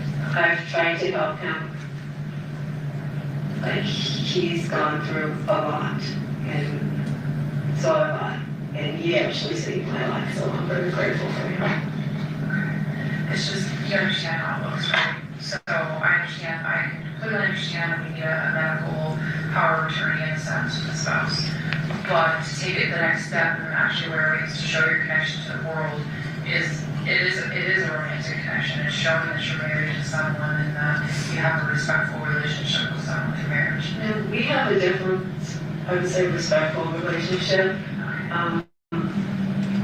But at the same time, John was like accepting of ours, so that's why he was moving out. At first, but that was like only like a couple of weeks, and then the more him and I talked, he was okay. And once you go back and look at the text messages, you'll see like. Okay, I wasn't sure what that relationship was, and like if this other stuff came out. No, but he found out about it because of that, and of course he was like, pretty furious. But that was in October, and by November we were already on decent terms, and I was going over to the house to see the girls and everything by then. So the caseworker talked to you about your family dynamic? Yeah. So you got brought up? Of course. Okay. But yeah, John and I had already started working towards things back last November. And then I know after you left the house last night, you went to CVS, got her medication, and then did you try to contact John after you got home and into this morning? Early this morning I did. And that's when he wasn't answering, you were trying to figure out the school stuff, right? Right. Okay. Because he said everything was loaded up, and then when I got up to start packing everything, I couldn't find any of it. Okay. Oh, that's right, the school supplies, correct. Okay. So you're obviously contacting him. Now, how do you know that he does not have a PIN code on his phone?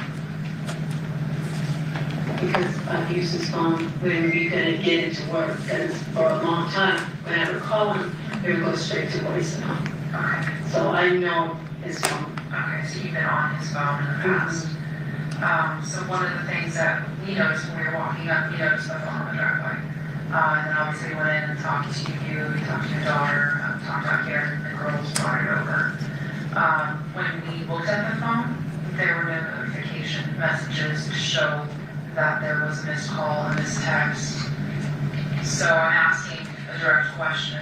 Did you know that phone was there, and did you look at it and then just forget about it or something? No, there should have been, because on my phone, it shows, Missed call, missed or notification? well, it shows delivered but not read. So it's showing that he's got them and he's not opening them up on my phone. So I don't know about no notifications on his side. Mine's showing me this there. I don't know how. Does his show a red? Like, does he have the I don't know. I know on mine, once he reads it, yes, it will say. Okay. So on his phone, it should show red. He looked at his messages. Yes, just like Yoko's does. And back and forth. Okay. Okay. And then he never said anything last night about not knowing where stuff's at. We didn't talk about his phone, no. The only thing he asked me about was his wallet that morning. And you can look at it and it says, where's my wallet? And then I called him and I told him where I remember seeing it. And then like a little while later, he sends me a picture saying, I found my wallet. Sorry, let me touch up. What kind of wallet do you have? A little skirt thing.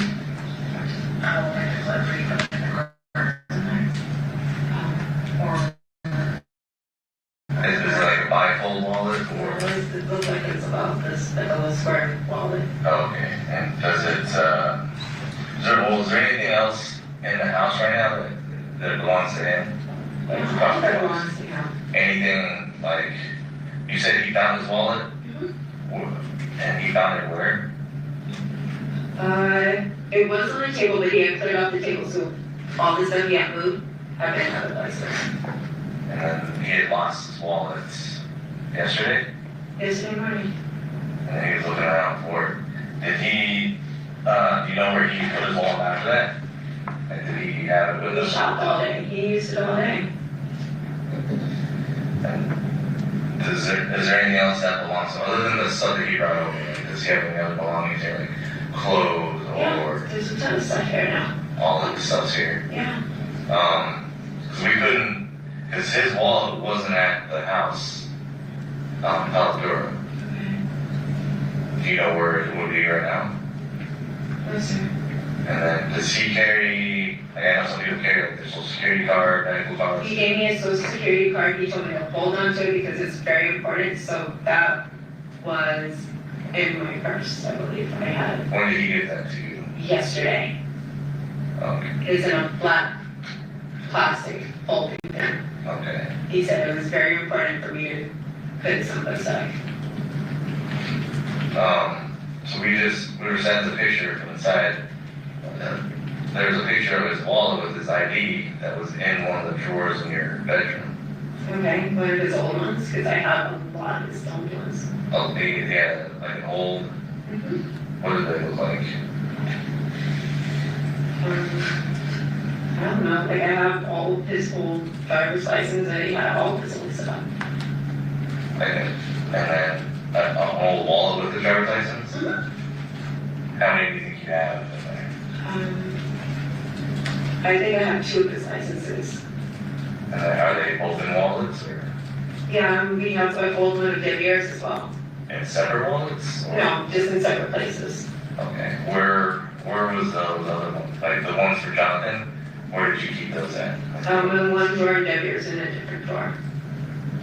Which drawer? One's in like my drawer with like some doorknobs and stuff, and then the other one's in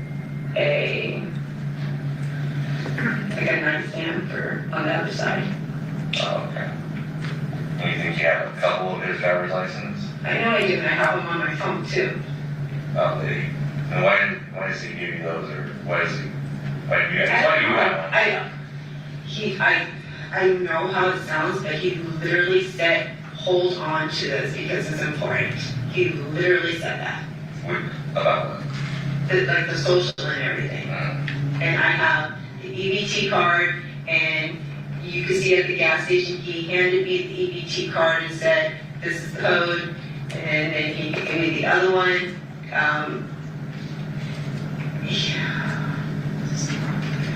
What's that? I said this isn't good. Why did you say that? Because he's telling me to do things and you're asking me about it. And Well, I mean, you're explaining it, that's why.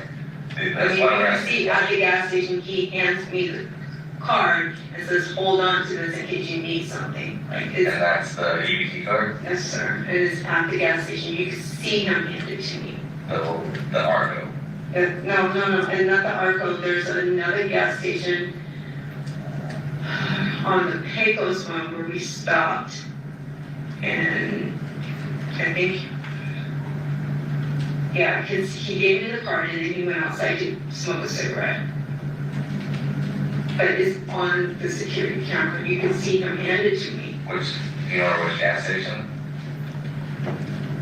I don't know the name of it. It's by the Burger King. Burger King, you know, right now, like. It's off the Pecos and Windmill. It's like right there. You can. Pecos and Windmill, Burger King. There was a gas station right there. He was talking about the man that works there. He parks right. Like on the corner? He was telling me about the man that works there and he sleeps in his car and everything like that. What time do you think that was at? That was after we unloaded everything. We went right there and I got a Monster drink and I don't remember what he got. So right after you left, When we got back to his side of town. so coming back is when you went to that gas station? Yeah. So after 9 o'clock. And that's when he gave you his EBT card? Yes, you can see him hand it to me and he walks out the door. So that's near his place. You said Pecos and Windmill? The Burger King? Yes, sir. Like, he kept... It's cool, because there's in 2 gas stations. There's a Chevron right there on the corner. I think it's like a Terrible Hearts. Okay, so there's Starbucks there, and then across Candy Corner from that gas station is another gas station. I think it's a Shell or something. I'm not sure the other one, but... It was next to the Burger King. Yes, station. Okay. Please check the security. You can see him, and you can see him telling me the code and everything. I don't know why he was giving me things, but he was telling me to hold on to and keep him safe. And that's what I was doing. That was a social security card. What about his driver's license? I've always had his driver's license. He's The always... problem I have with that is that the driver's license found in the house is a current one. It's not a But he just gave it to me. I know, but he would need that for work. That's He why has I asked another you. one. You said that he gave you an old one, you had it in the drawer. Well, no, he's given me old ones before. I have multiple ones. So you can look around the house, there's more than one. Okay, and if this one's expired in 2025, that's gonna be his newest one. Okay. It's weird that you have his latest driver's license, and that it was tucked in a drawer. Yeah, I put it away to keep it safe. It should be wrapped in like a whole bunch of bags, right? Okay, do you understand that? I understand, but I also have social security. I understand, and that's why I'm like, it's just getting weirder and weirder. It's like I'm doing things that help and it's not helping me. I got it. Well, yeah, is that just being able to explain some of the stuff? That's all we need is explanation. I'm trying to explain it, but the more I'm talking, the more it just sounds really stupid. And especially a driver's license, that doesn't need to really be kept safe. No. Social security card or birth certificate, I completely understand. Especially if somebody is transitioning in their life and they're wanting to find a new place to live, you want your important papers. But I don't know what else was in it. It was just a lot of things. Okay. But it wasn't his wallet. He didn't hand his wallet over to you. No, it was a lot of things. Like it was like a square thing he handed to me, and then a black what are those called? But not his wallet. You know what his wallet looks like. You saw him pull it out to purchase things. So he had his. So when we find his wallet, it's gonna have his driver's license and his cards. Okay. I just don't know why someone would give a driver's license to someone. But not, he didn't give you a When John and I were together, I had everything. he had me hold on to it so he wouldn't spend money needlessly and things like that. Like he's like, hold on to this. And Yeah, she guys don't have that relationship right now. we actually were. So you're closer than you thought. Yes. I went. He asked me to marry him yesterday. And just can we know what time this is? I apologize. I know no matter what I say at this moment, I know right now no one in the family is going to believe me. I know right now no one in the family feels that I'm innocent at any point, and I understand that. This was supposed to be a sentencing hearing that quickly went off the rails. The way that they manipulated and altered and deleted things is wrong. They should not be able to do it, and they have. And for you to be able to look me in the eye knowing that the things are altered and You pled guilty, man. Ms. Michaels, you are not to address the state. You are to address me. addressing You are. the state. I You're addressing Mr. apologize. Giordano. You are going to address me. What do My you want me to apologies. say? What do you want to say to me? So why is the Las Vegas mom pleading with the judge and the prosecutors after getting a plea deal? Well, because she claims she wasn't the one who decapitated the father of her kids. But there's so many layers to this story, we're really just scratching the surface. Thanks for joining us on Law and Crime. I'm Elizabeth Milner. Devyn Michaels initially agreed to plead guilty to murder, but then revoked her plea right as she was about to be sentenced. So maybe she can prove her innocence, because it looks like a jury will be deciding her fate. I truly believed that we were going to do the right thing, and it just didn't happen. Devyn Michaels was visibly emotional during last week's hearing. But how did we get here? Well, let's take a quick step back here. On August 7th of 2023, a woman called police to say she found her son, John.